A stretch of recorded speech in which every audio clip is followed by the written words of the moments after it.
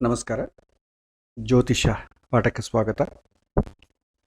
ಕಳೆದ ಬಾರಿ ಒಂದು ವಿಶೇಷವಾದಂಥ ವಿಷಯದ ಬಗ್ಗೆ ಚರ್ಚೆ ಮಾಡಿಕೊಳ್ತಾ ಹೋಗ್ತಾ ಇದ್ದೇವೆ. ಆದಾಯ, ವ್ಯಯ ಮತ್ತು ಹಣವನ್ನು ಕೂಡಿಡೋದು, ಇದು ಒಂದು ಟಾಪಿಕ್. ಇವತ್ತಿನ ದಿನ ಮೆಜಾರಿಟಿ ಪೀಪಲ್ ಜ್ಯೋತಿಷ್ಯರನ್ನು ಅಪ್ರೋಚ್ ಆಗೋದಾಗಲಿ, ಲೌಕಿಕವಾಗಿ ಕೇಳೋದಾಗಲಿ, ಇದೇ ಮುಖ್ಯವಾದ ವಿಷಯ. ಹಾಗಾಗಿ ಇದರ ಬಗ್ಗೆ ನಾವು ನೋಡೋಣ. ಹಿಂದಿನ ಕ್ಲಾಸನ್ನು ಒಂದು ಸಲ ಪುನಸ್ಮರಣೆ ಮಾಡಿಕೊಳ್ಳೋಣ, ಹೇಳಿದ ವಿಚಾರವನ್ನು. ಸೊ ಹಣದ ಬಗ್ಗೆ ನಾವು ನೋಡಬೇಕಾದ್ರೆ, ಸಾಮಾನ್ಯವಾದ ಹಣದ ಬಗ್ಗೆ ನೋಡಬೇಕಾದ್ರೆ, ಜನ್ಮಲಗ್ನದಿಂದ ದ್ವಿತೀಯ ಸ್ಥಾನ ಅಂದರೆ ಧನಸ್ಥಾನ, ಆಮೇಲೆ ಲಾಭಸ್ಥಾನ, ಈ ಎರಡನ್ನು ನಾವು ನೋಡುತ್ತೇವೆ. ಈ ಎರಡಕ್ಕೂ ಕೂಡ ಶುಭ ಗ್ರಹಗಳ ಸಂಬಂಧ ಬಂದರೆ ಅವರಿಗೆ ಇನ್ಕಮ್ ಬರುತ್ತೆ. ಪಾಪಗ್ರಹಗಳ ಸಂಬಂಧ ಬಂದರೆ ಇನ್ಕಮ್ ಇರೋದಿಲ್ಲ. ಇದು ಜನರಲ್ ರೂಲ್. ಜನ್ಮಲಗ್ನದಿಂದ 2ನೇ ಮನೆ 11ನೇ ಮನೆಯನ್ನು ನೋಡ್ತೇವೆ. ಮತ್ತು ಆ ಗ್ರಹಗಳು ಉಚ್ಚ ಸ್ಥಾನದಲ್ಲಿ ಬಲವಾಗಿರೋದು, ಶುಭ ಗ್ರಹಗಳ ಸಂಬಂಧ ಇರೋದು, ಶುಭ ಗ್ರಹಗಳು ನೋಡೋದು, ಇದೆಲ್ಲ ಕೂಡ ಇನ್ಕಮನ್ನು ಬೆಳೆಸುತ್ತೆ. ಪಾಪಕ್ಷೇತ್ರದಲ್ಲಿರೋದು, ಪಾಪಗ್ರಹಗಳು ನೋಡೋದು, ನೀಚ ಸ್ಥಾನ ಹೋಗೋದು, ಇದೆಲ್ಲ ಕೂಡ ಇನ್ಕಮನ್ನು ಕಡಿಮೆ ಮಾಡುತ್ತೆ, ಪರದಾಟವನ್ನು ಮಾಡುತ್ತೆ. ಇದು ಜನರಲ್ ಆಗಿ ನಾವು ನೋಡುವಂಥ ವಿಚಾರ. ಆಮೇಲೆ ಸಾಮಾನ್ಯವಾದಂಥ ಹಣಯೋಗದ ಬಗ್ಗೆ ಹೇಳ್ತಾ, ಈ 2ನೇ ಮನೆ 11ನೇ ಮನೆಗೆ ಪೂರ್ವ ಪುಣ್ಯ ಸಂಬಂಧ ಇರಬೇಕು. ಹಿಂದೆ ನಾವು ಹಲವಾರು ಬಾರಿ ಚರ್ಚೆ ಮಾಡಿಕೊಂಡ್ವಿ. ನಮಗೆ ಹಣ ಹೇಗೆ ಬರುತ್ತೆ ಅಂತಂದರೆ, ಹಿಂದಿನ ಜನ್ಮದಲ್ಲಿ ನಾವು ಹಣವನ್ನು ಪುಣ್ಯವಾಗಿ ಕನ್ವರ್ಟ್ ಮಾಡಿಕೊಂಡ್ರೆ ಈ ಜನ್ಮದಲ್ಲಿ ಪುಣ್ಯ ಹಣವಾಗಿ ಕನ್ವರ್ಟ್ ಆಗ್ತದೆ. ಯಾಕಂದರೆ ಒಂದು ಜನ್ಮದಿಂದ ಇನ್ನೊಂದು ಜನ್ಮಕ್ಕೆ ಹಣವನ್ನು ತೊಗೊಂಡು ಹೋಗ್ಲಿಕ್ಕೆ ಆಗೋದಿಲ್ಲ, ಡೈರೆಕ್ಟ್ ಕರೆನ್ಸಿಯನ್ನು ತೊಗೊಂಡು ಹೋಗ್ಲಿಕ್ಕಾಗಲ್ಲ. ಆದರೆ ನಾವು ಕನ್ವರ್ಟ್ ಮಾಡ್ಕೊಳ್ಬೋದು. ಈಗ ನಾವು ವಿದೇಶ ಹಣವನ್ನು ನಾವು ಹೇಗೆ ಎಕ್ಸ್ಚೇಂಜ್ ಮಾಡ್ಕೊಳ್ತೇವೆ, INR to USD, USD to INR ಹೇಗೆ ಚೇಂಜ್ ಮಾಡಿಕೊಡ್ತೇವೆ ನಾವು ಕರೆನ್ಸಿಯನ್ನು. ಆ ಎಕ್ಸ್ಚೇಂಜ್ ಇಲ್ಲದೇ ಇದ್ದರೆ ನಾವು ಇಲ್ಲಿ ಶ್ರೀಮಂತರು, ವಿದೇಶದಲ್ಲಿ ಬಡವರು, ವಿದೇಶದಲ್ಲಿ ಶ್ರೀಮಂತರು, ಭಾರತದಲ್ಲಿ ಬಡವರು. ಈ ಎಕ್ಸ್ಚೇಂಜ್ ಇರೋದ್ರಿಂದನೇ ಎಲ್ಲರೂ ಶ್ರೀಮಂತಿಗೆ ಉಳಿತಾ ಇದೆ. ಇದೇ ಕಾನ್ಸೆಪ್ಟ್ ನಮಗೆ ಒಂದು ಜೀವನದಿಂದ ಇನ್ನೊಂದು ಜೀವನಕ್ಕೆ ಹೋಗೋ ಕಾಲಕ್ಕೆ ಇದೇ ಉಪಯೋಗ ಆಗುತ್ತೆ. ಅದಕ್ಕೆ ಗರುಡ ಪುರಾಣದಲ್ಲಿ ಹೇಳ್ತಾರೆ, ಅಂತ್ಯಕಾಲದಲ್ಲಿ ಆತುರ ದಾನವನ್ನು ಮಾಡಿಕೊಳ್ಳಬೇಕು ಅಂತಂದರೆ ಇನ್ನು ನಮಗೆ ನಮ್ಮ ಕಾಲ ಹತ್ತಿರ ಬರ್ತಾ ಇದೆ ಅಂತಂದಾಗ ಹಣವನ್ನು ಏನು ಮಾಡ್ತೇವೆ, ಪುಣ್ಯವಾಗಿ ಕನ್ವರ್ಟ್ ಮಾಡಿಬಿಡ್ತೇವೆ. ಸಾತ್ವಿಕ ದಾನವನ್ನು ಮಾಡಿ ಆ ಹಣವನ್ನು ಪುಣ್ಯವಾಗಿ ಕನ್ವರ್ಟ್ ಮಾಡಿಕೊಳ್ತೇವೆ. ಆ ಪುಣ್ಯ ಯಾವಾಗ ಮಾಡ್ತೀವೋ ಬರೋ ಜನ್ಮದಲ್ಲಿ ಆ ಪುಣ್ಯವನ್ನು ಸೂಚನೆ ಮಾಡೋದೇ ದ್ವಿತೀಯ ಏಕಾದಶಕ್ಕೆ ನವಮ ಕನೆಕ್ಷನ್ ಬರೋದು. ನವಮ ಅಂದರೆ ಏನು, ಪೂರ್ವಜನ್ಮ ಪುಣ್ಯ ತಾನೆ. ಸೊ ದ್ವಿತೀಯಕ್ಕೆ ಏಕಾದಶಕ್ಕೆ ನವಮ ಸ್ಥಾನ ಆಗಲಿ ಅಥವಾ ಪಂಚಮ ಸ್ಥಾನ ಆಗಲಿ ಕನೆಕ್ಷನ್ ಬಂದರೆ ನಿಮಗೆ ಪುಣ್ಯ ಅಂತಂಬುದು ಹಣವಾಗಿ ಕನ್ವರ್ಟ್ ಆಗ್ತದೆ. ಸೊ ಹಾಗಾಗಿ 2, 9, 11 ಅಧಿಪತಿಗಳು ಚೆನ್ನಾಗಿ ಬಲವಾಗಿದ್ದರೆ ಹಣ ಯೋಗ ಇರುತ್ತೆ, ಅವನಿಗೆ ಭಾಗ್ಯ ಕೂಡ ಇರುತ್ತೆ. ಸಾಮಾನ್ಯ ಧನಯೋಗ ಅಂತ ಯಾಕಂತೀವಿ ಅಂತಂದರೆ, 9ನೇ ಮನೆ ಭಾಗ್ಯಸ್ಥಾನ. ನಿಮಗೆ ಸುಖವಾಗಿರ್ಲಿಕ್ಕೆ ಎಷ್ಟು ಬೇಕೋ ಅಷ್ಟೇ ಹಣ ಸಿಗ್ತದೆ. ಸ್ವಲ್ಪ ನಿಮಗೆ ಹಣ ದುಃಖವನ್ನು ಕೊಡುತ್ತೆ ಅಂತಂದರೆ ಆ ಹಣವನ್ನು ನಿಮಗೆ ಬರೋದಿಲ್ಲ. ಅಂದರೆ ಒಟ್ಟಿಗೆ ಸೇಫ್ ಆಗಿರೋಷ್ಟು ದುಡ್ಡು ಬರುತ್ತೆ. ಭಾಗ್ಯ ಭೋಗ ಅಲ್ಲ, ಭಾಗ್ಯಕ್ಕೆ ಎಷ್ಟು ಬೇಕೋ ಅಷ್ಟೇ ಬರುತ್ತೆ. ಸೊ ದುಡ್ಡು ಇಲ್ಲ ಅಂತಲೂ ಇಲ್ಲ, ಇದೆ ಅಂತಲೂ ಇಲ್ಲ. ನಾಳೆ ಒಂದು ಕಷ್ಟ ಇದೆ, ಅದು ಕಮಿಟ್ಮೆಂಟ್ ಇದೆ, ಅದಕ್ಕೆ ಎಷ್ಟು ಬೇಕೋ ಅಷ್ಟು ಬರುತ್ತೆ. ಅದು ಮನುಷ್ಯ ಸಂತೋಷವಾಗಿರಲಿಕ್ಕೆ ಅವಕಾಶ. ಸೊ ಯಾರಿಗೆ ಪೀಸ್ಫುಲ್ಲಾಗಿ ಜೀವನ ನಡಿಬೇಕು ಅಂದರೆ 9ನೇ ಮನೆ ಕನೆಕ್ಷನ್ ಬರಬೇಕು. ಯಾರಿಗೆ ತುಂಬ ಭೋಗದ ಪಟ್ಟು ಹಣವನ್ನು ಬರಬೇಕಾದ್ರೆ ಅವರಿಗೆ ಕೇಂದ್ರ ಸ್ಥಾನಗಳ ಬಲವಾಗಿರಬೇಕು. ಯಾರಿಗೆ ನಾವು ಉಪಯೋಗಿಸಿದ್ರೂ ಪರವಾಗಿಲ್ಲ, ನನ್ನ ಹತ್ರ ಹಣ ಇರಬೇಕು ಅಂದರೆ 6ನೇ ಮನೆ 8ನೇ ಮನೆಗೆ ಕನೆಕ್ಷನ್ ಬರಬೇಕು. ಇದು ರೂಲ್. ದ್ವಿತೀಯ ನವಮ ಏಕಾದಶಾಧಿಪತಿಗೆ ಶುಭಗ್ರಹಗಳ ಸಂಬಂಧ ಬಂದರೆ, ಶುಭಗ್ರಹಗಳು ನೋಡಿದರೆ, ಅಥವಾ ಈ ಥರ ಶುಭಗ್ರಹಗಳ ಸಂಬಂಧ ಬಂದರೆ ಅನುಕೂಲವಾದಂಥ ಹಣ.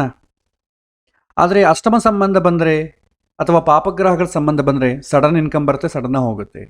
ಇದು ಜನರಲ್ ರೂಲ್. ಆಮೇಲೆ ನಂತರ ಆಕಸ್ಮಿಕ ಧನಯೋಗವನ್ನು ಹೇಳ್ಕೊಂಡ್ವಿ.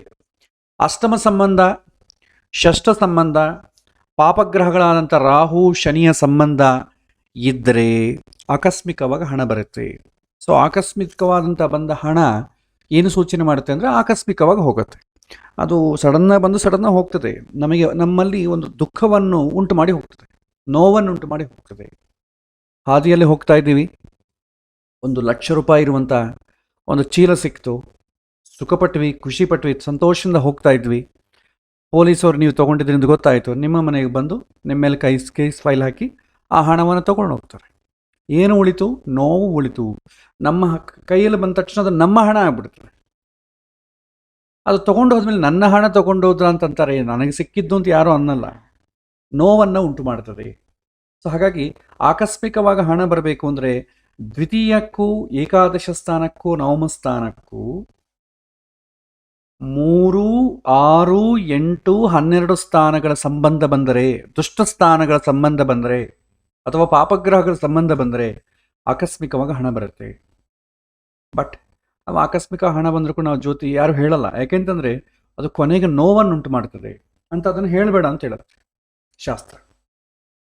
ನೆಕ್ಸ್ಟ್ ಇನ್ನೊಂದು ಹೇಳಿದ್ವಿ, ಹೆಚ್ಚಿನ ಹಣ ಬರಬೇಕಾದ್ರೆ ಇಂದು ಲಗ್ನವನ್ನು ನೋಡಬೇಕು ಅಂತ ಹೇಳಿದ್ವಿ. ಇಂದು ಲಗ್ನ ಯಾವುದು? ಇಂದು ಲಗ್ನ ಅಥವಾ ಶ್ರೀಲಗ್ನ. ಇದರಿಂದ ದ್ವಿತೀಯ ಏಕಾದಶಾಧಿಪತಿಗೆ ಬಲವಾಗಿದ್ದರೆ ಸಾಮಾನ್ಯ ಹಣ ಅಲ್ಲ, ಹೆಚ್ಚಿನ ಹಣ ಬರುತ್ತೆ. ಸೊ ಅದು ಇವತ್ತಿನ ಕ್ಲಾಸಲ್ಲಿ ನಾವು ನೋಡೋಣ. ಆಮೇಲೆ ಹೆಚ್ಚಿನ ಹಣ ವಿಯೋಗ. ಹೆಚ್ಚಿನ ಹಣ ಬರೆದ್ರೆ ಮೇಲೆ ವಿಯೋಗವೇ. ಯಾವಾಗ ಧಾರ್ಮಿಕವಾಗಿ ಸಂಪಾದನೆ ಇರುವುದಿಲ್ಲವೋ ಅದು ನಮಗೆ ಕೊನೆ ತನಕ ಕಷ್ಟ ಕೊಡ್ತಾನೆ ಹೋಗುತ್ತೆ. ಅದು ನಾವು ಶಾಸ್ತ್ರ ವಿಚಾರಕ್ಕೆ ಬಂದಾಗ ನೋಡೋಣ. ಇಲ್ಲಿ 3, 6, 8, 12 ಮನೆಗೆ ಇಂದು ಲಗ್ನದಿಂದ ಯಾವುದಾದ್ರೂ ಗ್ರಹ ಇದ್ದರೆ ಆ ಗ್ರಹಗಳು ಹಣ ಯೋಗವನ್ನು ಉಂಟು ಮಾಡೋದಿಲ್ಲ. ಅದನ್ನು ನಾವು ಮುಂಚೆ ನೋಡೋಣ. ಅವು ಗ್ರಹಗಳ ದಶೆಗಳಲ್ಲಿ ತೊಂದರೆ ಆಗ್ತದೆ. ನೆಕ್ಸ್ಟ್ ಸೇವಿಂಗ್ಸ್ ಬಗ್ಗೆ ನೋಡಿದ್ವಿ. ಲಗ್ನಾಧಿಪತಿ ಭಾಗ್ಯಾಧಿಪತಿ ಸಂಬಂಧ ಇದ್ದರೆ ಸೇವಿಂಗ್ಸ್ ಇರುತ್ತೆ. ಯಾಕೆಂತಂದರೆ ಕಷ್ಟ ಬಂದಾಗ ನಮಗೆ ಆವಾಗ ಪರದಾಟ ಆಡಲಿಕ್ಕೆ ಆಗೋದಿಲ್ಲ. ಹಾಗಾಗಿ ಸ್ವಲ್ಪ ಹಣ ಸೇವ್ ಮಾಡಿಕೊಳ್ಬೇಕು ಸೇಫ್ ಆಗಿರಲಿಕ್ಕೆ. ಲಗ್ನಾಧಿಪತಿ ಭಾಗ್ಯಾಧಿಪತಿ ಸಂಬಂಧ ಇದ್ದರೆ ಸೇವಿಂಗ್ಸ್ ಇರುತ್ತೆ. ಲಗ್ನಾಧಿಪತಿ ಬಲವಾಗಿದ್ದರೆ, ನವಮಾಧಿಪತಿ ಕೇಂದ್ರ ತ್ರಿಕೋಣ ಸ್ಥಾನ ಉಚ್ಚ ಸ್ಥಾನದಲ್ಲಿದ್ದರೆ ಸೇವಿಂಗ್ಸ್ ಇರುತ್ತೆ. ನವಮಾಧಿಪತಿ ಶುಕ್ರ ಇಬ್ಬರು ಕೂಡ ಉಚ್ಚ ಕೇಂದ್ರ ತ್ರಿಕೋಣ ಸ್ವಕ್ಷೇತ್ರದಲ್ಲಿದ್ದರೂ ಸೇವಿಂಗ್ಸ್ ಇರುತ್ತೆ. ಇಲ್ಲದ್ರೆ ಸೇವಿಂಗ್ಸ್ ಇರಲ್ಲ. ಇನ್ನೊಂದು ಸೇವಿಂಗ್ಸ್ ಅಂದರೆ ಬ್ಯಾಂಕಲ್ಲಿ ಕರೆನ್ಸಿ ನೋಟ್ ರೂಪದಲ್ಲಿ ಇರೋದಲ್ಲ, ಅದು ಉಪಯೋಗಕ್ಕೆ ಬರಬೇಕು. ನಾವೇನು ಮಾಡ್ತೇವೆ, ಹಣವನ್ನು ಬ್ಯಾಂಕಲ್ಲಿ ಇಟ್ಟುಬಿಡ್ತೇವೆ, ನಮ್ಮ ಕಷ್ಟಕ್ಕೆ ಅದು ಉಪಯೋಗ ಮಾಡ್ಲಿಕ್ಕೆ ಬರೋದೇ ಇಲ್ಲ. ಒಂದು 10 ಲಕ್ಷ ರೂಪಾಯಿ ಎಫ್ ಡಿ ಮಾಡಿದ್ವಿ, 6 ತಿಂಗಳಾಯಿತು, ಇದ್ದಕ್ಕಿದ್ದಕ್ಕೆ ಕಷ್ಟ ಬಂತು. ನಾವೇನು ಮಾಡ್ತೇವೆ, ಬೇರೆಯವ್ರನ್ನ ಸಾಲ ಕೇಳಲಿಕ್ಕೆ ಹೋಗ್ತೀವಾಗಲಿ, ಅಯ್ಯೋ ಅದು ಎಫ್ ಡಿ ಮಾಡಿಬಿಟ್ಟು ತೆಗೆದ್ರೆ ಮತ್ತೆ ಇಂಟ್ರೆಸ್ಟ್ ಹೋಗ್ತದೆ. ಈ ರೀತಿ ನಮ್ಮ ಹತ್ರ ಹಣ ಇದ್ರೂ ಲೋನ್ ತೊಗೊಳ್ತೇವೆ ಬೇರೆ ಬೇರೆ ಕಾರಣಗಳಿಂದ. ಸೇವಿಂಗ್ಸ್ ಉಪಯೋಗಕ್ಕೆ ಬರಲ್ಲ. ಸೇವಿಂಗ್ಸ್ ಇದೆ ಅಂತ ಖುಷಿ ಪಡೋದಷ್ಟೇ, ನಿಜವಾಗಿಯೂ ಅದು ಸೇವಿಂಗ್ಸ್ ಅಲ್ಲ. ಹಾಗಾಗಿ ಸೇವಿಂಗ್ಸ್, ನಿಜವಾಗಿ ಸೇವಿಂಗ್ಸ್ ಅಂದರೆ ಕಷ್ಟದಲ್ಲ ಉಪಯೋಗಕ್ಕೆ ಬರಬೇಕು. ನಾಳೆ ಕಷ್ಟ ಬರುತ್ತೆ ಅಂದರೆ ಹಣ ರೆಡಿಯಾಗಿದೆ, ಉಪಯೋಗಕ್ಕಾಗಬೇಕು. ಆ ಥರ ಇರೋದನ್ನ ಸೇವಿಂಗ್ಸ್ ಅಂತೇವೆ. ಹಣ ಕೂಡಿಡುವುದು ಅಂದರೆ ಬ್ಯಾಂಕಲ್ಲೋ ಬೀರುವದಲ್ಲೋ ಇಡೋದಲ್ಲ. ನಾವು 60 ವರ್ಷದವರೆಗೂ ಚೆನ್ನಾಗಿ ಸಂಪಾದನೆ ಮಾಡಿ ಎಲ್ಲ ಸೇವಿಂಗ್ಸ್ ಮಾಡಿ ರಿಟೈರ್ ಆಗ್ತೇವೆ. ಯಾಕೆಂದರೆ 60 ವರ್ಷ ಆದಮೇಲೆ ತುಂಬ ಖುಷಿ ಪಡ್ಬೋದು ಅಂತ. ಓನರ್ಶಿಪ್ ಯಾರಿಗೆ ಹೋಗುತ್ತೆ, 60 ವರ್ಷ ನಂತರ ಮಗ ನೋಡಿಕೊಳ್ತಾನೆ. ನಾವು ಕೂಡಿಟ್ಟ ಹಣವೇ ಅವನಿಗೆ ಕೊಟ್ಟು ಮೆಡಿಸನ್ಸ್ಗೆ ಅವನನ್ನು ಬಿಚ್ಚಬೇಡೋದಾಗ್ತದೆ. ಯಾಕೆಂತಂದ್ರೆ ನಾವೇ ಕೂಡಿಟ್ಟಿದ್ದು, ಅದನ್ನು ನಮಗೆ ಉಪಯೋಗ ಆಗೋದಿಲ್ಲ. ಇದು ಎಚ್ಚರ ವಹಿಸಬೇಕು. ಇದು ಸೇವಿಂಗ್ಸ್ ಅಲ್ಲ. ನಿಜವಾಗಿಯೂ ಸೇವಿಂಗ್ಸ್ ಅಂತ ಯಾರಾದರೂ ಪ್ರಶ್ನೆ ಮಾಡಿದರೆ 9ನೇ ಮನೆ ಕನೆಕ್ಷನ್ ಬರಬೇಕು. ಲಗ್ನಕ್ಕೆ 9ನೇ ಮನೆ ಕನೆಕ್ಷನ್ ಬಂದರೆ ಡೆಫಿನೆಟ್ಲಿ ಸೇವಿಂಗ್ಸ್ ಆಗುತ್ತೆ. ಅದು ಶಾಸ್ತ್ರ ಪ್ರಕಾರ ಅದನ್ನೇ ಸೇವಿಂಗ್ಸ್ ಅಂತಾರೆ. ಕಷ್ಟಕ್ಕೆ ಉಪಯೋಗ ಆಗಬೇಕು. ಇದು ಕಳೆದ ಬಾರಿ ಕ್ಲಾಸಲ್ಲಿ ನೋಡಿದ್ವಿ. ಎಕ್ಸ್ಪೆಂಡಿಚರ್. ಸೊ ಸ್ಥಿರ ರಾಶಿ ಆದರೆ ಸೇವಿಂಗ್ಸು ಕರೆಕ್ಟಾಗಿ ನಿಮಗೆ ಎಕ್ಸ್ಪೆಂಡಿಚರ್ ಆಗ್ತದೆ. ಅದೇ ಚರರಾಶಿ ಆಯ್ತು ಅಂದ್ಕೊಳ್ಳಿ, ಸೇವ್ ಮಾಡೋದು ಕಷ್ಟ. ದ್ವಿಸ್ವಭಾವ ರಾಶಿ ಆದರೆ ಸೇವಿಂಗ್ಸ್ ಇರ್ತದೆ, ಎಕ್ಸ್ಪೆಂಡಿಚರು ಇರ್ತದೆ. ಇದನ್ನು ನಾವಿನ್ನೂ ಡೀಪಾಗಿ ನೋಡೋಣ. ಆಮೇಲೆ ಸೇವಿಂಗ್ಸು ಎಕ್ಸ್ಪೆಂಡಿಚರು ವೇಸ್ಟ್. ಈಗ ನೋಡಿ, ಯಾವುದಕ್ಕೆ 11ನೇ ಮನೆಗೆ 3, 6, 8, 12 ಸ್ಥಾನಗಳ ಸಂಬಂಧ ಬಂದರೆ ವೇಸ್ಟ್ ಖರ್ಚುಗಳು ಮಾಡ್ತೇವೆ. 11ನೇ ಮನೆಗೆ 4ನೇ ಮನೆ ಸಂಬಂಧ ಬಂದರೆ ಪ್ರಾಪರ್ಟಿ ರೂಪದಲ್ಲೋ ಲ್ಯಾಂಡ್ ರೂಪದಲ್ಲೋ ನಾವು ಇಡ್ತೇವೆ ಅದನ್ನು, ಸೇವಿಂಗ್ಸನ್ನು. ಲ್ಯಾಂಡ್ ರೂಪದಲ್ಲಿ ಇಟ್ಟರೆ ಕಷ್ಟದಲ್ಲಿ ಅದನ್ನು ಬಳಸ್ಲಿಕ್ಕೆ ಆಗ್ತದೆ? ಆಗೋದಿಲ್ಲ. ಯಾಕಂದರೆ ಇದ್ದಕ್ಕಿದ್ದಾಗ ನಮಗೆ ತುಂಬ ಜನ ನೋಡಿ ಇದ್ದಕ್ಕಿದ್ದಾಗ ಕಷ್ಟ ಬಂದ್ಬಿಡ್ತದೆ. ಆದರೆ ಪ್ರಾಪರ್ಟಿ ರೂಪದಲ್ಲಿ ಇಟ್ಟಿರ್ತೇವೆ, ಅದನ್ನು ಯಾರು ತೊಗೊಳ್ಳೋದಿಲ್ಲ. ನಮಗೆ ಅವಶ್ಯಕತೆ ಇದೆ ಅಂತ ಗೊತ್ತಾದರೆ ಅವ್ರಿಗೆ ತುಂಬ ಕಡಿಮೆ ರೇಟಿಗೆ ಕೇಳ್ತಾರೆ, ದಲ್ಲಾರಿಗಳು ಮೋಸ ಮಾಡ್ತಾರೆ. ಸಡನ್ನಾಗಿ ಅದನ್ನು ಕನ್ವರ್ಟ್ ಮಾಡ್ಲಿಕ್ಕೆ ಬರಲ್ಲ. ಹಾಗಾಗಿ ಅದನ್ನು ಸೇವಿಂಗ್ಸ್ ಅನ್ನೋದಿಲ್ಲ. ಯಾಕಂದರೆ ಸೇವಿಂಗ್ಸ್ ಕೆಳಗೆ ಬರಲ್ಲ, ಅದು ನಮಗೆ ಬೇಕಾದಾಗ ಉಪಯೋಗ ಆಗ್ತದ, ಕಷ್ಟ. ಆಮೇಲೆ 11ನೇ ಮನೆ ಅಧಿಪತಿ 9ನೇ ಮನೆಗೆ ಸಂಬಂಧ ಬಂದರೆ ಆ ಹಣವನ್ನು ಧಾರ್ಮಿಕ ಕಾರ್ಯಕ್ರಮಗಳು ಉಪಯೋಗ ಮಾಡ್ತೇವೆ, ಅಥವಾ ಬರುವ ಜನ್ಮಕ್ಕೆ ಕ್ಯಾರಿ ಫಾರ್ವರ್ಡ್ ಆಗಲಿಕ್ಕೆ ಬೇಕಾದಂಥ ಪುಣ್ಯವನ್ನು ಮಾಡ್ಕೊಳ್ತೇವೆ. ಧಾರ್ಮಿಕ ಕಾರ್ಯಕ್ರಮ ಅಂತಂದರೆ ಅರ್ಥ ಏನಂತಂದರೆ ಗುಡಿ ಗೋಪುರಗಳು ಕೊಡೋದಲ್ಲ, ಸರಿಯಾಗಿ ರೈಟ್ ವೇಲಿ ಯುಟಿಲೈಸ್ ಮಾಡೋದು. ಸತ್ಪಾತ್ರವನ್ನು ನೋಡಿ ಅವನಿಗೆ ಕೊಟ್ಟರೆ ಏನಾಗುತ್ತೆ, ಅವನಿಗೆ ದುಡ್ಡು ಕೊಡ್ತಾ ಇಂತೀವಿ ಅಂತ ಅಲ್ಲ, ಆ ಹಣ ಪುಣ್ಯ ರೂಪದಲ್ಲಿ ಕನ್ವರ್ಟ್ ಆಗುತ್ತೆ. ಅದಕ್ಕೆ ನಾವೇನು ಮಾಡ್ತೇವೆ, ಕೃಷ್ಣಾರ್ಪಣ ಮಸ್ತು ಅಂತ ಅಂತೇವೆ ಯಾರಿಗೆ ಕೊಟ್ಟರು. ಯಾಕಂದರೆ ಕೃಷ್ಣನಿಗೆ ಕೊಟ್ಬಿಟ್ಟೆ ನಾನು, ಆತ ನಂಗೆ ಬರೋ ಜನ್ಮದಲ್ಲಿ ಕೊಡ್ತಾನೆ. ನಿಮ್ಮ ಮಿತ್ರ ಕೊಟ್ಟರೆ ಅಂದ್ಕೊಳ್ಳಿ, ಬರೋ ಜನ್ಮದಲ್ಲಿ ನಿಮಗೆ ಮಿತ್ರ ಆಗ್ತಾನೆ ಅಂತ ಗ್ಯಾರಂಟಿ ಇಲ್ಲ. ಅದೇ ಭಗವಂತ ಕೊಟ್ಟರೆ ಆತ ಪುಣ್ಯ ರೂಪದಲ್ಲಿ ಸೇವ್ ಮಾಡಿಕೊಂಡು ಬರೋ ಜನ್ಮದಲ್ಲಿ ಪುಣ್ಯವನ್ನು ಹಣವಾಗಿ ಕನ್ವರ್ಟ್ ಮಾಡ್ತಾನೆ. ಇವತ್ತು ನಮಗೆ ಸ್ವಲ್ಪ ಏನೋ ಹಣ ಇದೆ ಅಂತಂದರೆ ಹೋದ ಜನ್ಮದಲ್ಲಿ ನಾವು ಮಾಡಿದ ಪುಣ್ಯದ ರೂಪದಾಗ ಬರ್ತದೆ. ಗ್ರಹಗಳಷ್ಟೇ ಅಲ್ವಾ, ಹೋದ ಜನ್ಮದಲ್ಲಿ ಮಾಡಿದ ಬ್ಯಾಲೆನ್ಸನ್ನೇ ಈ ಜನ್ಮದಲ್ಲಿ ಸೂಚನೆ ಮಾಡ್ತದಲ್ವ. ಹಣ ಇದೆಯಾ ಇಲ್ವಾ ಅಂತ ಸಿಗ್ನಿಫೈ ಮಾಡೋದು ಗ್ರಹಗಳಷ್ಟೇ. ಸೊ ಹೀಗೆ ಸೇವಿಂಗ್ಸ್ ಎಕ್ಸ್ಪೆಂಡಿಚರ್ ಬಗ್ಗೆ ಹೇಳ್ಬೋದು. ಇನ್ನು ಎಕ್ಸ್ಪೆಂಡಿಚರ್ ಯಾವ ರೀತಿ ಆಗುತ್ತೆ, ರೋಗಗಳು ಬಂದರೆ ಆಗ್ತದೆ, ಆಕ್ಸಿಡೆಂಟ್ಸ್ ಆದರೆ ಆಗ್ತದೆ, ಡಿಸಾಸ್ಟರ್ ಮ್ಯಾನೇಜ್ಮೆಂಟ್, ನಷ್ಟ, ಏನಾದರೂ ತೊಂದರೆ ಆಯ್ತು ಅಂದ್ಕೊಳ್ಳಿ, ಅದರಿಂದ ಹೊರಗೆ ಬರಲಿಕ್ಕೆ ಖರ್ಚಾಗ್ತದೆ, ರಿಪೇರಿಗಳು, ಸಡನ್ನಾಗಿ ಏನೋ ಸಮಸ್ಯೆಗಳು ಬರುತ್ತೆ, ಫ್ಯಾಮಿಲಿ ಡಿಸೈರ್ಸ್, ಈ ವಿಚಾರಗಳಿಗೆ ಎಕ್ಸ್ಪೆಂಡಿಚರ್ ಆಗ್ತದೆ.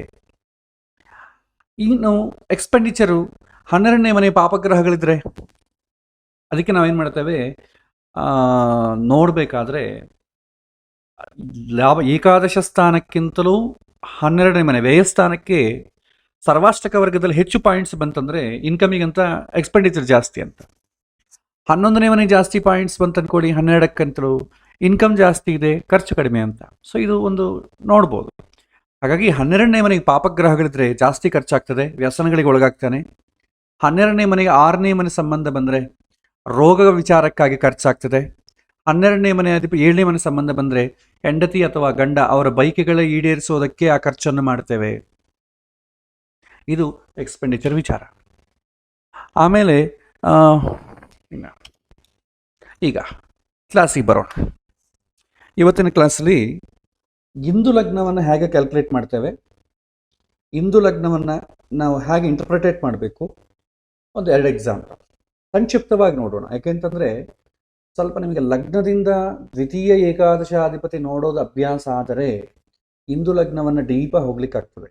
ಫಸ್ಟು ಸಾಮಾನ್ಯ ಹಣವನ್ನು ಪ್ರೆಡಿಕ್ಟ್ ಮಾಡೋದು ಬರಬೇಕು, ನಂಬರ್ ಆಫ್ ಹಾರೋಸ್ಕೋಪ್ಸ್ ಕೇಸ್ ಸ್ಟಡಿ ಮಾಡಬೇಕು, ನಂತರ ಇಂದು ಲಗ್ನದಿಂದ ಮಾಡಿದರೆ ಗೊತ್ತಾಗ್ತದೆ. ಯಾಕೆಂದರೆ ಇಲ್ಲದ್ರೆ ಸಾಮಾನ್ಯವಾದ ಹಣ ಯಾವುದು, ಹೆಚ್ಚಿನ ಹಣ ಯಾವುದು ನಮಗೆ ಒಂದು ಗೊತ್ತಾಗಲ್ಲ, ಒಂದು ಅನುಭವ ಜೀರ್ಣಕ್ಕೆ ಬರೋದಿಲ್ಲ. ಹಾಗಾಗಿ ಈ ಕ್ಲಾಸ್ ಕೇಳಿದ್ರೂ ಕೂಡ ನಂಬರ್ ಆಫ್ ಹಾರೋಸ್ಕೋಪ್ಸ್ ನೀವು ಇದ್ರ ಬಗ್ಗೆ ಜಾಸ್ತಿ ಸ್ಟಡಿ ಮಾಡಬೇಕು ಅಂತ ಇಷ್ಟ ಇದ್ದರೆ ಫಸ್ಟ್ ಸಾಮಾನ್ಯ ಹಣ, ಲಗ್ನದಿಂದ ದ್ವಿತೀಯ ಏಕಾದಶ ಸ್ಥಾನಾಧಿಪತಿ ಅವರಿಬ್ಬರು ಬಲ ಹೇಗಿದೆ ಅಂತ ನಂಬರ್ ಆಫ್ ಹಾರೋಸ್ಕೋಪ್ಸ್ ತಗೊಂಡು ಪ್ರಾಕ್ಟೀಸ್ ಮಾಡಿ, ನಂತರ ಇಂದು ಲಗ್ನಕ್ಕೆ ಬರ್ರಿ. ನಾನು ಕ್ಲಾಸ್ ಹೇಳಬೇಕಾದ ಕಾರಣ ನಾನು ಹೇಳ್ತಾ ಇದ್ದೀನಿ. ಈಗ ಇಂದು ಲಗ್ನವನ್ನು ಹೇಗೆ ಕ್ಯಾಲ್ಕುಲೇಟ್ ಮಾಡಬೇಕು ಅಂತಂಬುದನ್ನು ನಾವು ನೋಡೋಣ. ಇದಕ್ಕೊಂದು ರೂಲ್ ಇದೆ. ಇಂದು ಲಗ್ನವನ್ನು ಕ್ಯಾಲ್ಕುಲೇಟ್ ಮಾಡಬೇಕಂದ್ರೆ ಈಗ ಹೆಚ್ಚಿನ ಹಣ ಬರಬೇಕಾದ್ರೆ ಪುಣ್ಯ ಬೇಕು ಅಲ್ವೋ, ಅದರಲ್ಲೂ ಭಾಗ್ಯ. ಆ ಭಾಗ್ಯ ಕೆಲವೊಮ್ಮೆ ಭೋಗ ಕೂಡ ಆಗ್ಬಿಡ್ತದೆ. ಈಗ 9 ಭಾಗ್ಯ ಅಂದ್ರೆ ಏನು, 9ನೇ ಮನೆ. ಇಲ್ಲಿ ನಾವೇನು ಮಾಡ್ತೇವೆ, ಲಗ್ನದಿಂದ 9ನೇ ಮನೆ ಅಧಿಪತಿ ಯಾರಾಗ್ತಾರೆ ನೋಡ್ಬೇಕು. ಅದೇ ರೀತಿ ಜನ್ಮರಾಶಿಯಿಂದ 9ನೇ ಮನೆ ಅಧಿಪತಿ ಯಾರಾಗ್ತಾರೆ ನೋಡಬೇಕು. ಇಲ್ಲಿ ನೋಡಿ, ಇಲ್ಲಿ ಒಂದು ಎಕ್ಸಾಂಪಲ್ ಹಾರೋಸ್ಕೋಪ್ ಅನ್ನು ಕೊಟ್ಟಿದ್ದೇನೆ. ಈ ಎಕ್ಸಾಂಪಲ್ ಹಾರೋಸ್ಕೋಪದಲ್ಲಿ ಲಗ್ನದಿಂದ 9ನೇ ಮನೆ ಅಧಿಪತಿ ಯಾರು, ಈ ಲಗ್ನ ಬಂದು ವೃಶ್ಚಿಕ ಲಗ್ನ ಆಗಿದೆ, 9ನೇ ಮನೆ ಬಂದು ಕರ್ಕ ಆಗಿದೆ. ಸೊ ಕರ್ಕ ರಾಶಿಯಾಧಿಪತಿ ಯಾರು, ಚಂದ್ರ. ಆಮೇಲೆ ಜನ್ಮರಾಶಿ, ಜನ್ಮರಾಶಿ ಅಂದ್ರೆ ಏನು, ಹುಟ್ಟಿದಾಗ ಚಂದ್ರ ಯಾವ ರಾಶಿಯಲ್ಲಿ ಇರ್ತಾನೋ ಅದೇ ಜನ್ಮರಾಶಿ. ಸೊ ಜನ್ಮರಾಶಿ ಕರ್ಕ ಆಗಿದೆ. ಇಲ್ಲಿಂದ 9ನೇ ಮನೆ ಯಾವುದು, 7, 8, 9. ಸೊ ಜನ್ಮರಾಶಿಯಿಂದ 9ನೇ ಮನೆ ಬಂದು ಗುರು ಆಗ್ತಾನೆ, ಗುರು ಅಧಿಪತಿ ಆಗ್ತಾನೆ.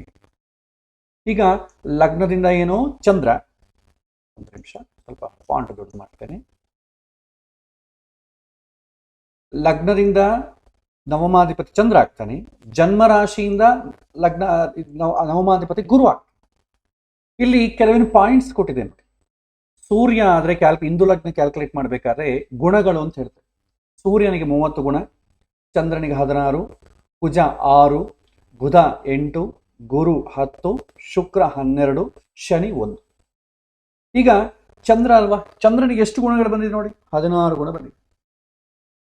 ಗುರುಗ್ರಹಕ್ಕೆ ಎಷ್ಟು ಗುಣ ಬಂದಿದೆ ಅಂದ್ರೆ 10 ಗುಣ ಬಂದಿದೆ. ಈಗ ಏನ್ ಮಾಡಬೇಕು, ಇದು ಎರಡನ್ನು ಟೋಟಲ್ ಮಾಡಬೇಕು. ಟೋಟಲ್ ಮಾಡಿ 12ರಿಂದ ಡಿವೈಡ್ ಮಾಡಿದರೆ ರಿಮೈಂಡರ್ ಎಷ್ಟು ಬರುತ್ತೆ ಅಂತ ನೋಡ್ಕೊಳ್ಬೇಕು. ಸೊ 16 ಪ್ಲಸ್ 10 ಎಷ್ಟಾಯ್ತು, 26 ಆಯ್ತು. Divided by 12. ಇದು ರಿಮೈಂಡರ್ ಬರಬೇಕು. ಶೇಷ ಎಷ್ಟು ಅಂತ ನೋಡಬೇಕು, ಭಾಗಫಲ ಎಷ್ಟು ಬೇಕಾಗಿಲ್ಲ. ಸೊ 12 2s are 24 ಆಗ್ತದೆ. ಅಂದರೆ 26 ಮೈನಸ್ 24 ಎಷ್ಟಾಗುತ್ತೆ, ಈಸ್ ಈಕ್ವಲ್ಸ್ ಟು 2 ಆಗ್ತದೆ. ಸೊ 2 ಆಗ್ತದೆ. ಅಂದರೆ ಈ ಒಂದಿನೊಂದ್ಸರಿ ಹೇಳ್ತೇನೆ ನೋಡಿ, ಲಗ್ನದಿಂದ ನವಮಾಧಿಪತಿಗೆ ಎಷ್ಟು ಗುಣಗಳು ಬಂದಿದೆ, ಜನ್ಮರಾಶಿಯಿಂದ ನವಮಾಧಿಪತಿಗೆ ಎಷ್ಟು ಗುಣಗಳು ಬಂದಿದೆ, ಅದೆರಡನ್ನ ಟೋಟಲ್ ಮಾಡಿ, ಆ ಟೋಟಲ್ ಮಾಡಿ ಅದನ್ನು 12ರಿಂದ ಡಿವೈಡ್ ಮಾಡಿದರೆ ರಿಮೈಂಡರ್ ಎಷ್ಟು ಬರುತ್ತೆ ಅಂತ ನೋಡಿಕೊಳ್ಳಬೇಕು. ಆ ರಿಮೈಂಡರನ್ನು ಜನ್ಮರಾಶಿಯಿಂದ ಕೌಂಟ್ ಮಾಡಿ ಹಾಕಬೇಕು.